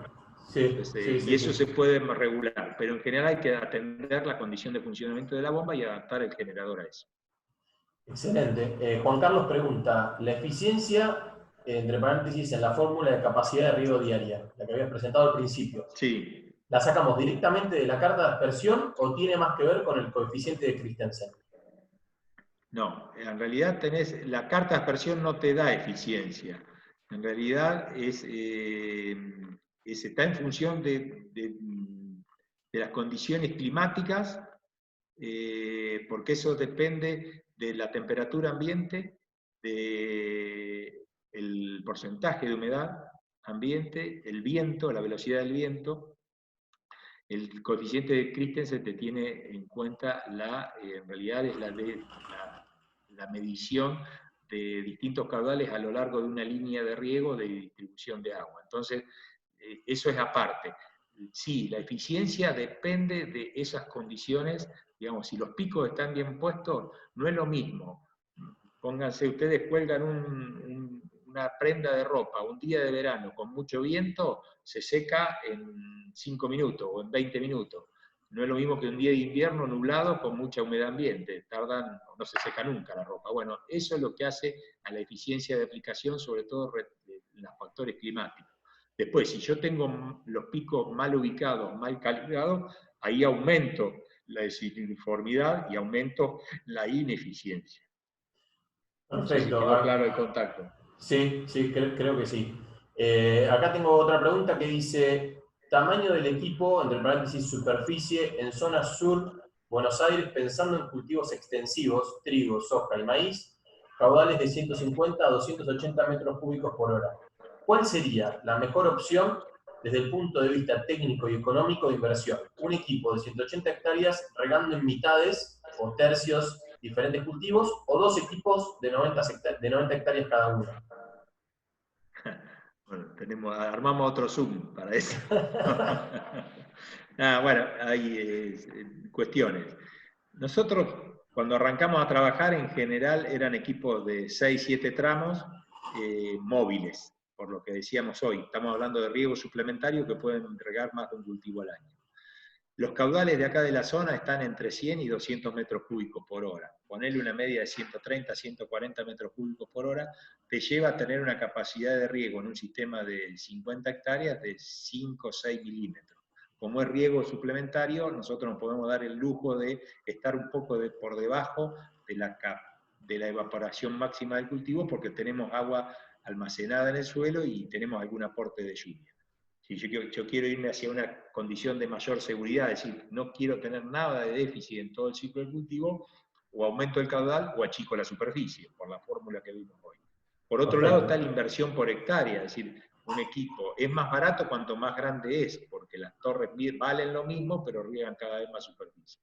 Entonces, a esto se adicionó una cuestión extra, que es la calidad de agua. Si nosotros en algún momento, cuando todavía se clasificaba las aguas con la reunión o con los parámetros que había dado el INTA de Pergamino en el año 98, o sea que lo había adoptado para toda la pampa húmeda, se habían flexibilizado las condiciones de Riverside, empezamos a hacer sistemas un poco más grandes y fijos. Después nos dimos cuenta que el sobreriego con esta calidad de agua que tenemos, sobre todo en el sudeste, empezaba a generar acumulación de sodio, algunos problemas de laboreo de la tierra y de pérdida de rendimiento, con lo cual hay que asegurar una rotación de cultivo de un año a otro, hay que limitar los milímetros que se aplican de manera tal de que no se sobrerriegue, y como tenemos un factor de dilución que ayuda, tampoco hay que traspasarlo porque si no hacemos el sistema insustentable. Por eso lo de equipos fijos puede ser, hemos instalado varios equipos fijos, pero hay que rotar los cultivos abajo de ese equipo fijo. Y después, lo de mover o no mover, depende de cada proyecto. En general, la mayoría de los equipos acá en la zona está entre 6 y 8 tramos, entre 40 y 70 hectáreas. En papa se ha ido, con el paso de los años, se ha ido yendo hacia equipos más chicos, alrededor de 40 hectáreas. En cultivos extensivos generalmente son un poco más grandes, y cuando se hace trigo, maíz, soja, generalmente uno puede estirar esa superficie un poquito más. Y después cada proyecto, la inversión, qué es lo que conviene más, depende. En general conviene más un equipo, es menor inversión, un equipo móvil de 2 posiciones que uno fijo. Lo que tiene la ventaja del fijo es la comodidad, que vos directamente el equipo no lo mueves más, no tenés ningún riesgo de movimiento del equipo y operarlo es muy sencillo. Bárbaro. Tenemos como un montón de preguntas, así que voy a tratar de leerlas, voy a tratar de leer todas, pero bueno, vamos a ver cuánto nos da el tiempo. Hay otro que dice, grado de avance, Igual quédense tranquilos que vamos a contestar todas las preguntas de alguna manera, vamos a tratar de que sean todas durante el webinar. Si no lo podemos hacer, mandaremos las preguntas para responderlas por mail. Grado de avance en Argentina de energía solar para riego por perforación. Sí, en realidad se está empezando a estudiar. Las potencias que demandan las bombas en general van de 30 HP para arriba y la inversión que hay que hacer en paneles solares y sistemas solares de bombeo es muy elevada todavía respecto de los motores tradicionales, ya sean eléctricos o diésel. Se está empezando a hacer alguna experiencia de paneles solares para mover el equipo. Un equipo de 7 torres consume alrededor de 6 kVA o 7 kVA, entonces para eso, para esas potencias ya hay experiencias con módulos solares. Lo que todavía no hay es a gran escala. Acá estamos hablando de transformación de energía, o sea, por ejemplo, en el caso de Valley ha hecho un acuerdo ahora con una empresa brasilera, pero bueno, lo que hacen es transformar energía solar en reservorios de agua a un nivel más alto, es decir, yo saco el agua de una determinada profundidad, la ubico en una represa a la altura de la superficie o a un punto más alto, acumulo esa energía solar que yo cosecho durante todo el año en una represa, con lo cual le doy energía potencial a ese agua, y después me sale mucho más barato bombear, porque en vez de extraerla de una determinada profundidad, yo la tengo sobre nivel ya. Eso en gran escala. A pequeña escala, como estamos nosotros, todavía hay que recorrer algún camino, porque se están haciendo experiencias, pero todavía no está muy difundido, o los costos todavía son altos. Buenísimo. Cristian pregunta, si tenés presión y el caudal está por encima o por debajo del caudal estimado, ¿puede ser indicativo que tiene fugas o obstrucciones? Bueno, en realidad no lo hizo con signo de pregunta, no sé si es una pregunta o una afirmación. No sé si esto... Sí, si el caudal me coincide con el que dice la cartilla, pero yo observo, por ejemplo, que no estoy tirando el agua que yo quiero, la mido con un pluviómetro, por ejemplo, y puede ser que tenga toberas tapadas, o al revés, si tengo más agua de la que yo quiero, puede ser que las toberas estén gastadas por la arenilla, y bueno, el diámetro que originalmente tenían las toberas es mayor que tendrían que tener, y entonces están tirando más agua de la que tendrían que tirar. Un dato curioso, nosotros hicimos un trabajo acá nosotros tenemos toberas de 20 años, 15 años, y nos llamaba la atención, hicimos una medición, lo hizo acá Juan Diego, un chico que trabaja con nosotros, hizo una medición del diámetro, una verificación del diámetro de las toberas, son de plástico en general, antes era de bronce, pero ahora son de plástico, y la verdad que equipo de 10 años no observamos variación de diámetro de tobera con las aguas que tenemos acá en la zona, que no tienen por ahí arenillas o algo que las permita desgastar. Esto va en contra, digamos, a veces cuando dice, bueno, hay que cambiar las toberas cada tantas horas, la verdad que lo que habría que hacer es verificar el diámetro de las toberas. Los reguladores de presión sí, porque a veces el resorte, que tiene una capacidad elástica, se va variando con el tiempo y sí conviene cambiarlo. Excelente. Bueno, ahí preguntan dónde podemos encontrar la presentación. Nosotros después de esto lo vamos a estar mandando. Franco pregunta, ¿hay que remedir el caudal que nos otorga el pozo? Y si es así, ¿cada cuánto tiempo?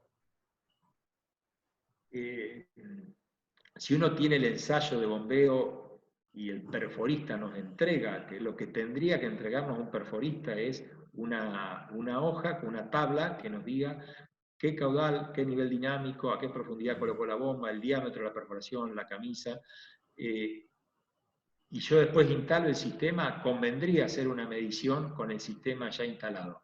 Eso en general no varía, salvo en aquellas circunstancias donde yo tengo varios equipos cerca, estoy en una zona serrana, nos ha pasado 3 o 4 equipos cerca en lo que vendría a ser una zona cerrada de sierras, que donde empiezan a funcionar todos juntos, puede darse un descenso del nivel dinámico, y si cambia el nivel dinámico, digamos, empezaron a funcionar el 15 de noviembre, llegamos al 15 de diciembre con los equipos todos regando, es muy probable que el nivel dinámico, que originalmente era de 20 metros, capaz que se va a 25, porque el punto de equilibrio cambia por, digamos, la simultaneidad de 3 perforaciones regando a la vez en una zona cercana. En ese caso, lo que vamos a notar es que la presión baja, y ahí sí tendremos que buscar alguna remediación vía la bomba, las vueltas que trabaja la bomba, o colocar la bomba más abajo, y es probable que el caudal del equipo sea menor. Entonces, ahí sí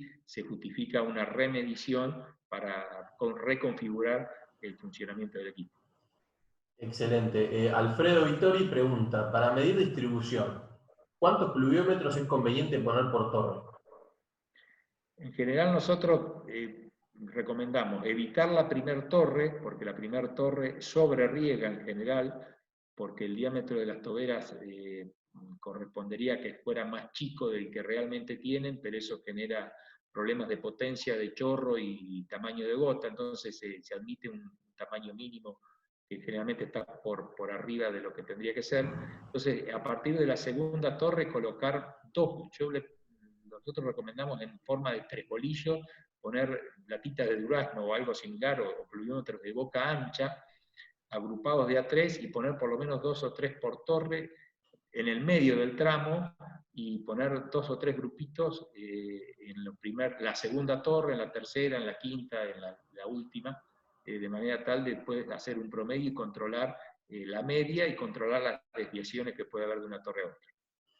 Perfecto, bueno, vuelven a preguntar por el listado, después lo vamos a pasar por el listado para controlar. Javier Brenner pregunta, Leandro, siendo una zona pampera donde se pueden poner fertilizantes y agroquímicos junto al agua, ¿qué recomendaciones hay para no dañar el galvanizado del equipo? Nos manda saludos también, Javier. Sí, nosotros tenemos equipos, bueno, primero es fundamental colocar válvulas de retención en la salida de las bombas, de manera tal que el sistema se para. Si se para el sistema y yo estoy inyectando algún químico en el agua, no tengo un retroceso de ese químico hacia la perforación o hacia las napas. Entonces, como norma, eso va de cajón, que va una válvula de retención a la salida de la bomba, aparte evita que el equipo se vacíe violentamente y me genere un retroceso de agua que pueda generar daños en la perforación. Después, lo que es nitrógeno líquido o urea disuelta en agua, en general se puede aplicar, el galvanizado resiste. Nosotros tenemos equipos de más de 20 años que han trabajado permanentemente con nitrógeno y no han tenido daño el galvanizado.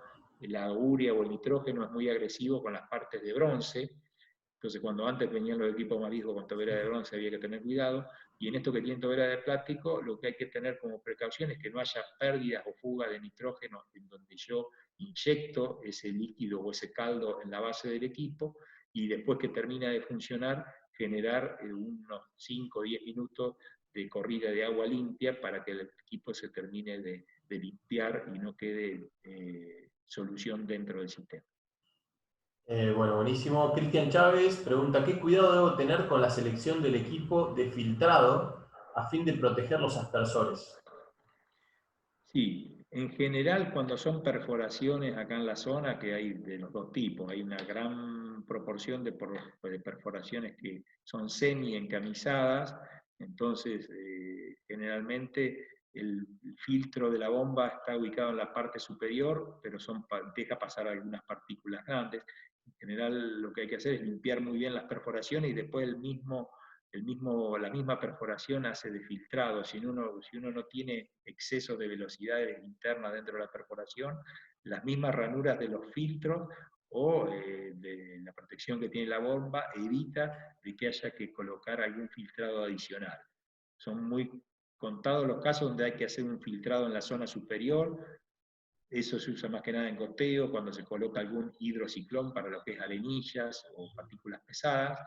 Y en el caso de aguas superficiales, lo que se colocan son cribas, en general son cribas rotativas, filtrantes, autolimpiantes, que es a través de una malla de acero con diámetros de pasada de 1 milímetro, y con eso en general no se tapan los picos.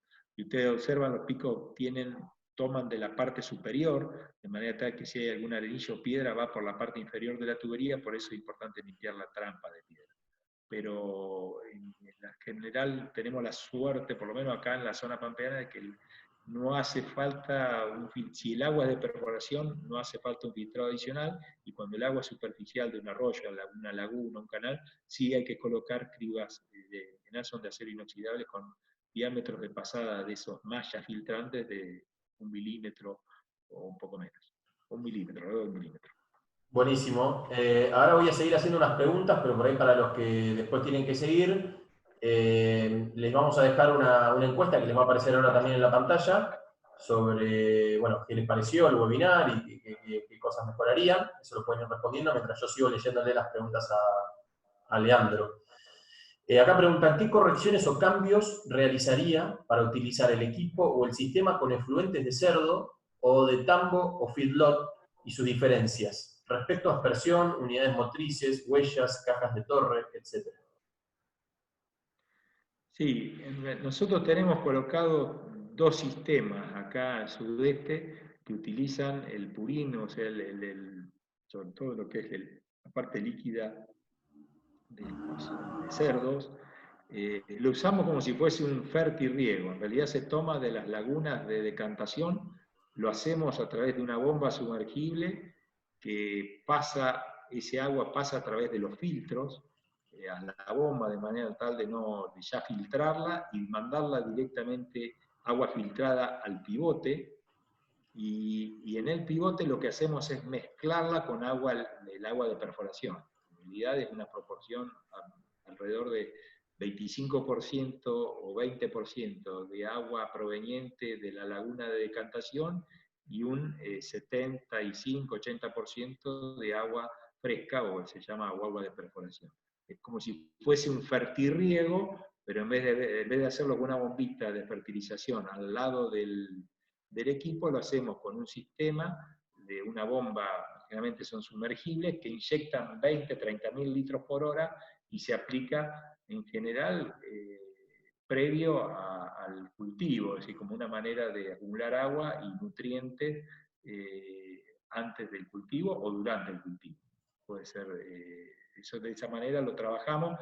Sí hay que tener cuidado, como si fuese una fertirrigación, es decir, hay casos más, cuando son efluentes más crudos, ya ahí cambia, a mí me ha tocado, he visto tipos en tambos sobre todo, que ya el efluente es mucho más crudo, ahí ya hay picos especiales, es más, en algunos casos se colocan cañones de riego sobre la estructura del pivote, ya donde los diámetros de pasada son mucho más grandes, el filtrado es más grosero porque no admite un filtrado muy, muy fino, porque son lagunas, por ejemplo, que tienen posta de vaca, ya en un tambo es otra situación, y ya va mucho el agua bastante más concentrada, entonces ahí sí se cambia la configuración del equipo y una aspersión de diámetros más grandes con aspersores más separados y toberas más grandes, para poder esparcir el agua con un líquido mucho más pesado. Se va adaptando, eso es cada vez más, está cada vez más presente, todo lo que es reutilización de agua. Y bueno, las compañías están adaptando estos sistemas para que se pueda usar ese agua con esos nutrientes específicamente. Bárbaro. Yo sigo leyendo preguntas, la verdad que increíble, tenemos un montón de preguntas, gracias a todos por las preguntas. Eladio dice, ¿la corrosión de caños nos puede bajar el caudal último tramo? Yo he visto equipos corroídos, sobre todo, más que nada, relacionado con lo fosfórico. En general, las incrustaciones adentro de una tubería achican la sección y pueden generar variaciones de caudal. No he visto, puede ser que pueden aparecer incrustaciones en una tobera, óxido en los codos internos, en las cupay, que son las que conducen el agua del caño al aspersor, o obstruidos algunas partes de los reguladores de presión. Ahí sí puede generar una pérdida de carga que generen que la presión no sea la que corresponde y por lo tanto el caudal del pico sea menor. A veces pasa que si uno desenrosca el regulador de presión, el regulador va en la parte superior al pico, ¿no? O sea, tenemos el pico y el regulador arriba. Si hay desprendimientos de óxido, se saben acumular, o raíces, o algunas piedritas, se saben acumular en la parte superior, y eso genera una caída de presión en la parte inferior del regulador, por ende una pérdida de caudal en la tubería. Bueno, buenísimo. Mientras mostramos el resultado de esto del principio, mostramos la encuesta de hora para el próximo webinar, que va a ser dentro de 2 semanas, otro miércoles. Esos son los resultados, la mayoría pidió que lo hiciéramos entre las 8 y las 10. Hago la pregunta de Paulo, que dice, ¿qué se puede recomendar para reducir la caída de agua a la rueda del tramo para evitar que se produzcan huellas profundas? Sí, hay sistemas que lo que se denominan huella seca. A ver si yo no tengo alguno acá, pero en realidad lo que hacen es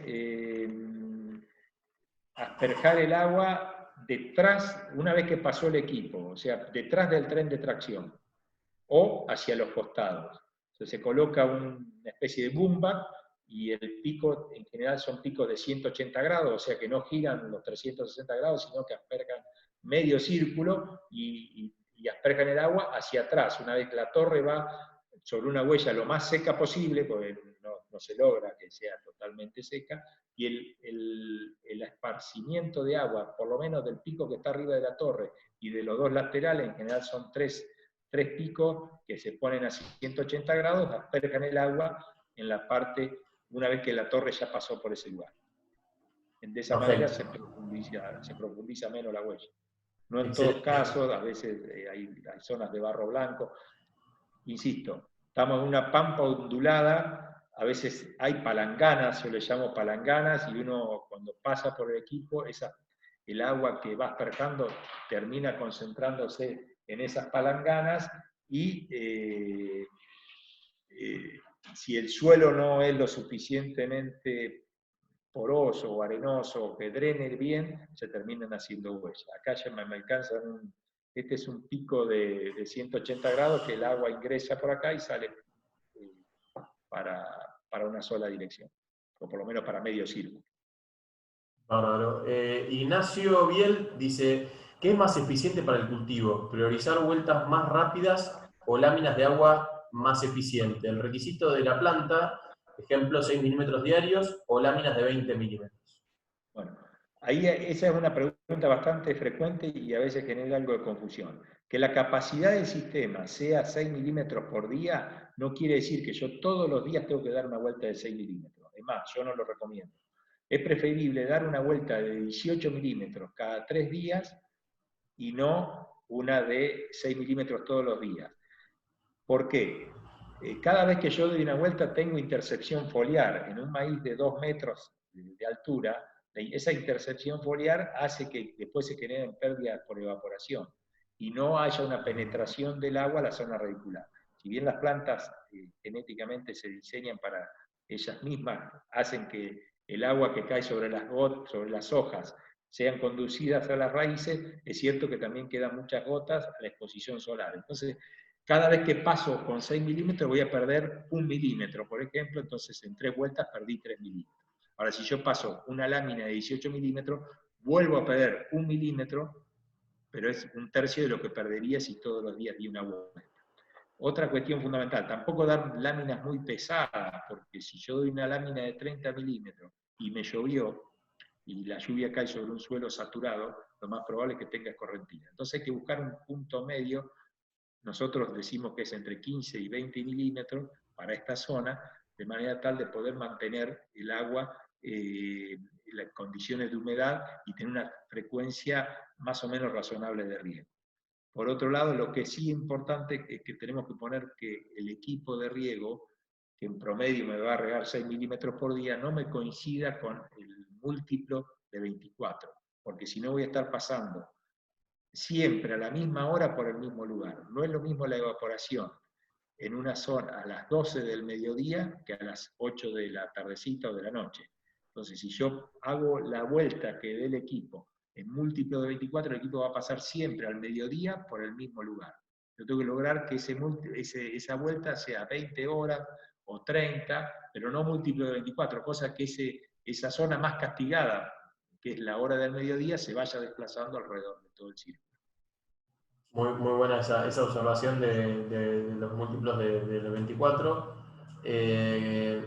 Iván pregunta, ¿a qué altura del suelo deben estar los aspersores agua? Bueno, en general se recomienda un mínimo de alrededor de 1,40 m, 1,50 m, porque yo le tengo que dar la posibilidad a la gota de que vuele lo más lejos posible. Si yo lo pongo muy cerca del suelo, esa trayectoria no se da. Si a veces ahí hay una discusión, hay gente que prefiere que en maíz sobre todo, en papa nosotros lo colocamos alrededor de 1,50 m del suelo, la papa tiene 60, 70 centímetros, poniéndolo lo más abajo posible reducimos la incidencia del viento, o sea, las pérdidas por evaporación, y hago que la gota llegue lo más rápido posible a la superficie.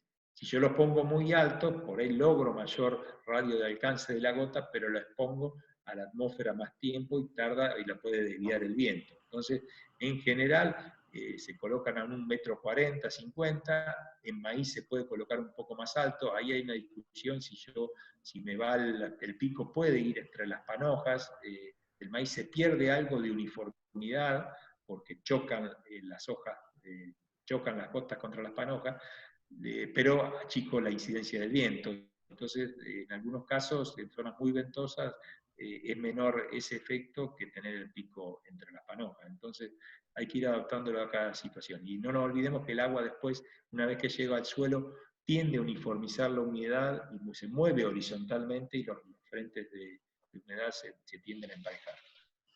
Tenemos a Luis Confianino, que ahí le habilitamos para hacernos la pregunta. Luis, tenés que desmutear el micrófono y podés preguntarle directamente a Leandro.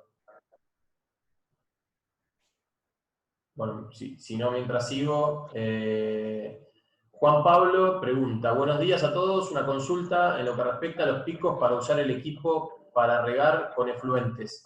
¿Se pueden usar los mismos picos que tiene el equipo o se recomienda cambiarlos? Si el agua va filtrada adecuadamente, se usan los mismos. Si uno no tuviera una buena calidad de filtrado, se puede armar algún esquema de toberas más grandes o de picos con toberas más grandes, incluso poniendo algunos tapones y separando más los picos, y de esa manera aumentamos el diámetro de las toberas. O sea, hay que hacer una cartilla para esa ocasión que se va a hacer esa aplicación, tapando algunos picos y permitiendo de esa manera agrandar el diámetro de las toberas y tener menos problema de taponamiento. Lo ideal es filtrar bien el agua. Excelente. Bueno, hago las últimas... perdón, ¿querías agregar algo más? No, salvo lo que yo te decía hoy, hay equipos que tienen montados cañones de riego, ya cañones de 1,25 pulgadas o de 2 pulgadas, con ya toberas de diámetro que van desde arriba de los 9 milímetros para arriba, 9, 12, 15 hasta 19 milímetros, con lo cual ya ahí no hay peligro de taponamiento. Buenísimo. Hago las últimas 5 preguntas. Luis, repito, tenés habilitado para hacer la pregunta si en algún momento querés desmutear el micrófono. Ahí está. José, agradecer tanto a vos como a Leandro por estar presente y compartir el conocimiento. Muchas Buenísimo. gracias. Bueno, gracias Luis. Sigo con las preguntas. Ángel de Bárbara nos pregunta, ¿qué largo tienen que tener las bajantes en los tramos? ¿Hay alguna medida estándar? Bueno, no, las bajantes copian la forma del tramo, o sea, porque como el tramo es como un arco, las bajantes se adaptan, las bajantes más largas son las del centro del tramo y las más cortas son las del extremo de los tramos. No sé si va a eso la pregunta, sino en general, si el cultivo es de bajo porte, digamos, alfalfa, trigo, maíz, soja, perdón, maíz no, el que no, donde las bajantes pueden ser un poco más altas, o sea que los picos estén más separados del suelo, es para el caso del maíz, que lo podemos colocar a 1,80 m o 2 metros de altura. En general, en el resto de los cultivos nosotros las colocamos a 1,40 m, 1,50 m, o podemos hacer que el pico funcione a veces se le agrega un niple, y cuando está el cultivo más abajo, se asperja más cerca del cultivo, y cuando es maíz se le saca ese niple, que puede ser de 50 centímetros, y se asperja el cultivo más arriba.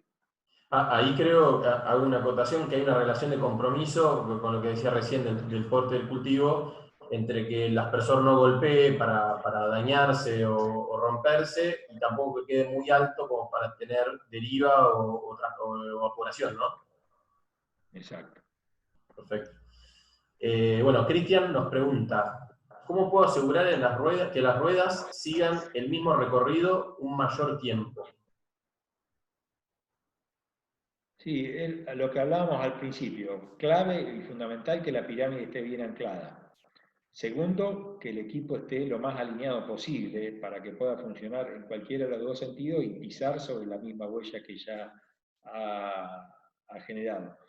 Hay otra cuestión que por ahí no lo mencionamos, que es las combas, digamos, no sé si se está viendo la filmina que quedó. Sí, se ve.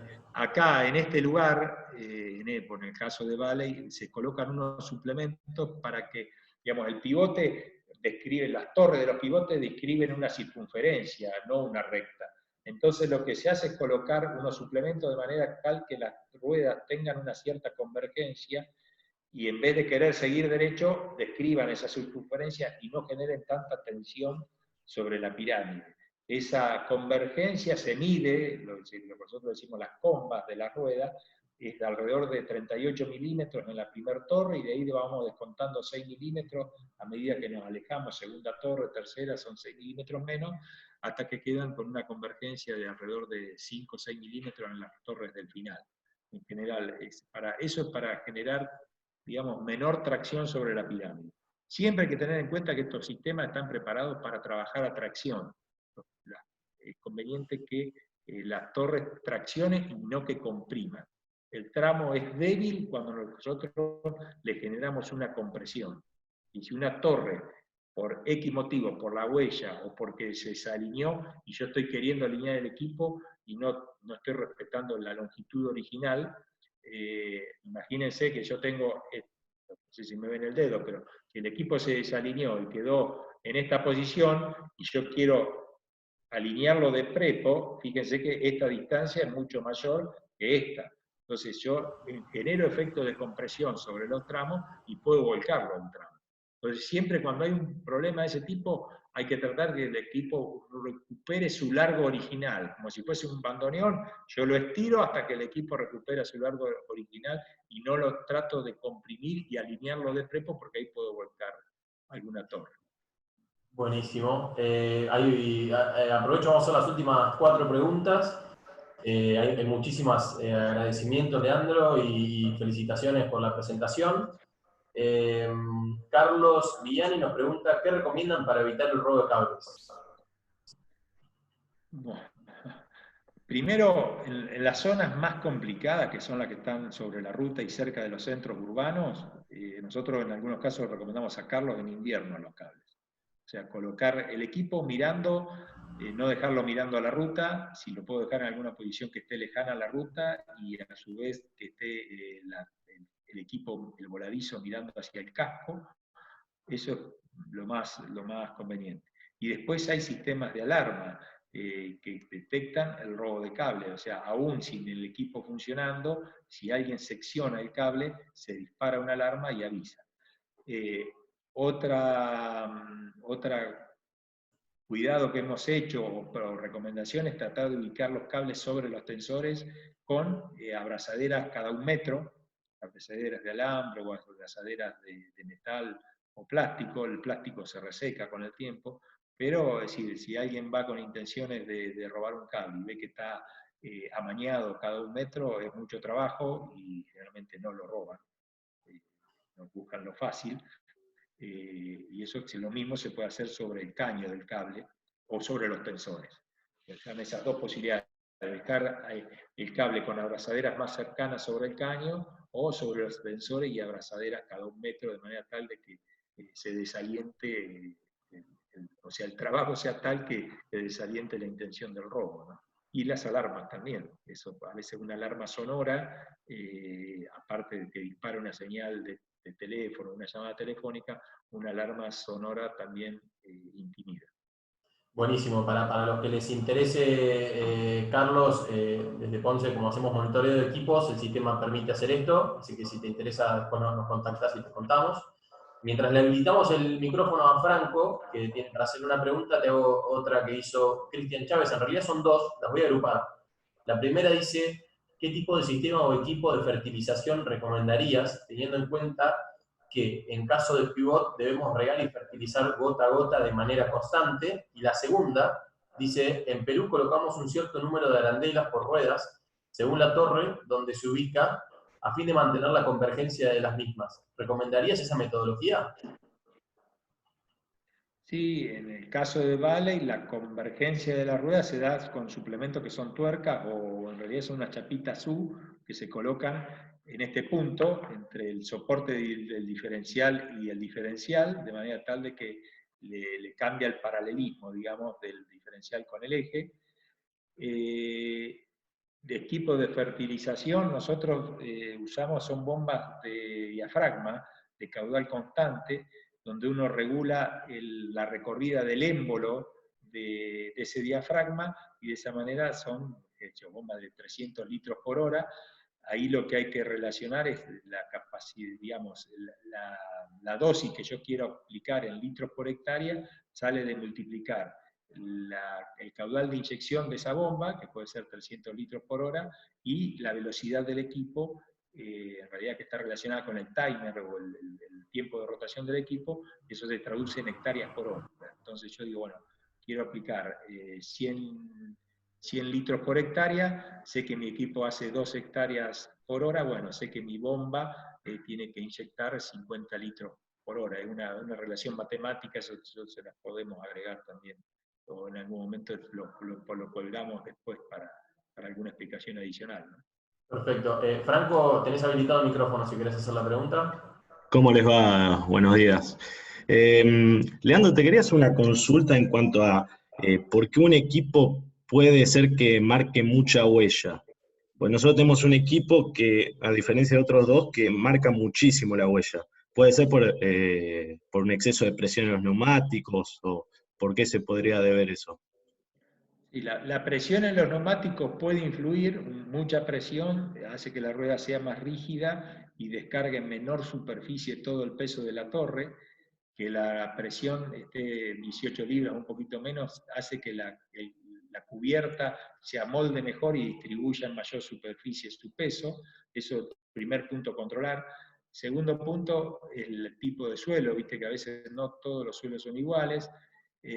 Tercer punto es la cantidad de pasadas, es decir, si vos tenés muchas más pasadas en un equipo que en otro, te puede influir, porque no es lo mismo dar 200 milímetros en 10 pasadas que en 20 pasadas. O sea, entonces eso también puede influir.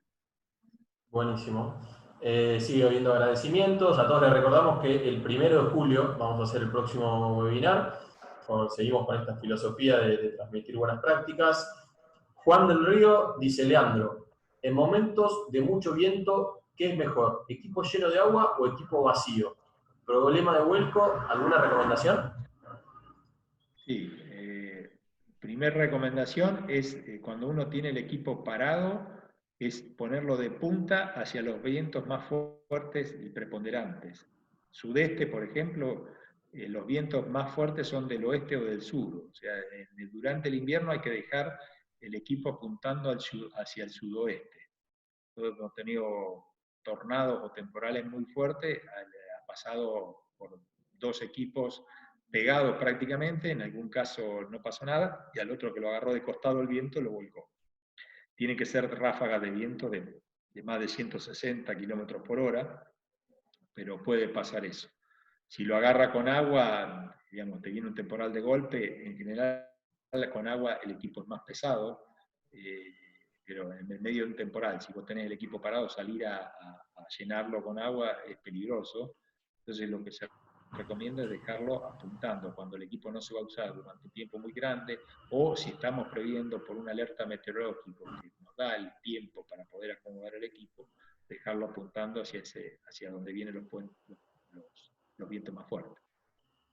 Buenísimo. Y la última pregunta de Lucas Ruiz Durán que dice, ¿qué vida útil tienen los aspersores? En general se recomienda cambiarlo cada 10.000 horas, porque bueno, ahí depende mucho de la calidad de agua. O sea, tenés por un lado el diámetro de las toberas, que tiro ese dato porque a nosotros nos generaba mucha intriga y vimos, yo creo que hay que chequearlo. Sí se pueden, las partes móviles se pueden gastar, digamos, se gastan los plásticos porque al moverse se puede generar un desgaste de los... Generalmente por lo menos son 10 o 12 campañas, 12.000 horas, verificarlo, es decir, depende también de las calidades de agua.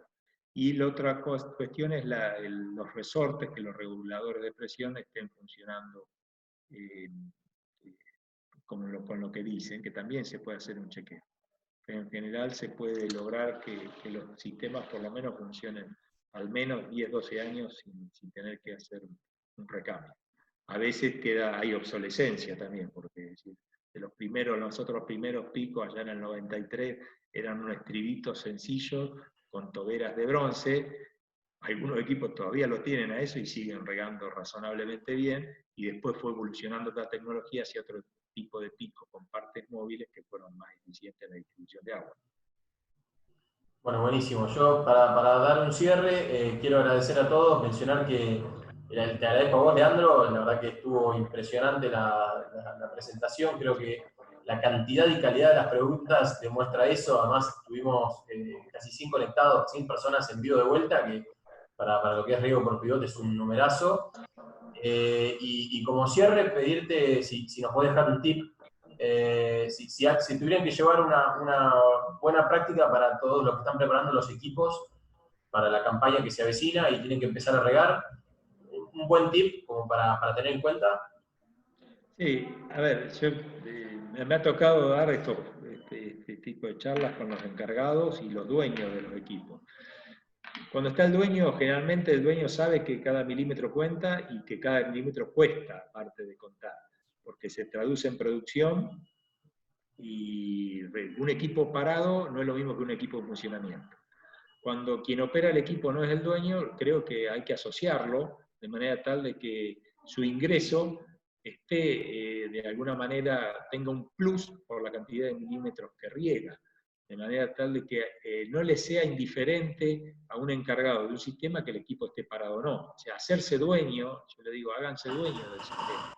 Eso también implica una recompensación monetaria o algún plus de salario, de manera tal de que quien esté encargado de ese sistema sepa que tiene que hacerlo funcionar la mayor cantidad de tiempo posible, porque en general estos sistemas, las demandas atmosféricas son muy variables, y cuando uno empieza a tener un desfasaje de milímetros consumidos por el cultivo con los milímetros que yo les puedo entregar o la reserva de agua que tengo, empiezo a correr el cultivo, la necesidad de agua de atrás. Entonces no me puedo dar el lujo de perder ni una hora de riego. Para eso hay que tratar de tener un buen mantenimiento preventivo, no tener problemas de logística, que me quedé sin gasoil, que se me armó un pantano y no puede entrar el tanque de combustible, que me peleé con la cooperativa y me olvidé de conectar el transformador a tiempo, que no revisé el equipo y se me quema algún motorcito, o tengo los pernos gastados y se me cortan los pernos porque ya no le hice el mantenimiento que correspondía, o los picos tapados, o las toberas no en su lugar, porque las cambié y no tuve en cuenta que por ahí el diámetro tenían que llevar. O sea, son una serie de cuestiones que hay que tratar de revisarlas. Ese listado queda, en algún caso nosotros lo puedo mandar un poco más en detalle. Nosotros en general este tipo de charlas se hace también para aquellos que les interese. Me parece excelente esta mecánica. Tratamos de, cuando se puedan hacer las presenciales, nosotros acá tenemos en la nueva instalación un pivote como para hacer las prácticas, sobre todo a los encargados y a los operarios, de manera tal de que a la parte teórica le puedan sumar la parte práctica de ver, incluso de interactuar con nuestra gente, lo que es servicio, mantenimiento, tocando las cosas, viéndolas como sirven. Pero bueno, de esta manera quienes son operarios más viejos saben un poco, tener ese checklist ayuda a repasar, y si no, tener también después sentido común, pero sentido de pertenencia con el funcionamiento de la máquina. Bueno, buenísimo. Gracias, Leandro. Vamos a dejar ahí el link en el chat para los que quieren, el link de Irrisur, para que, como dijo Leandro, puedan también... ahí lo acabo de pasar. Listo, perfecto. Bueno, nada, agradecerte, Leandro, por la presentación. La verdad que me parece que fue excelente. Vuelvo a repetir, los invitamos a todos dentro de 2 semanas a continuar con esta dinámica y bueno, nada, nos estaremos viendo más adelante. Bueno, gracias por el espacio. Nosotros en general atendemos lo que es los equipos que instalamos nosotros, pero también de otras marcas que han quedado huérfanos por ahí de servicio. Hemos arrancado con una modalidad de curso un poco más específico de agronomía del riego, de mantenimiento, de energía, bombeo. Ya son cursos un poco más de más tiempo, lo hacemos en 4 módulos que se le irá llegando también. En algunos casos trabajaremos con ustedes, en otros con otra modalidad un poco más grande, pero bueno, todo suma para que los equipos puedan regar lo mejor posible. Bueno, buenísimo. Bueno, muchísimas gracias a todos.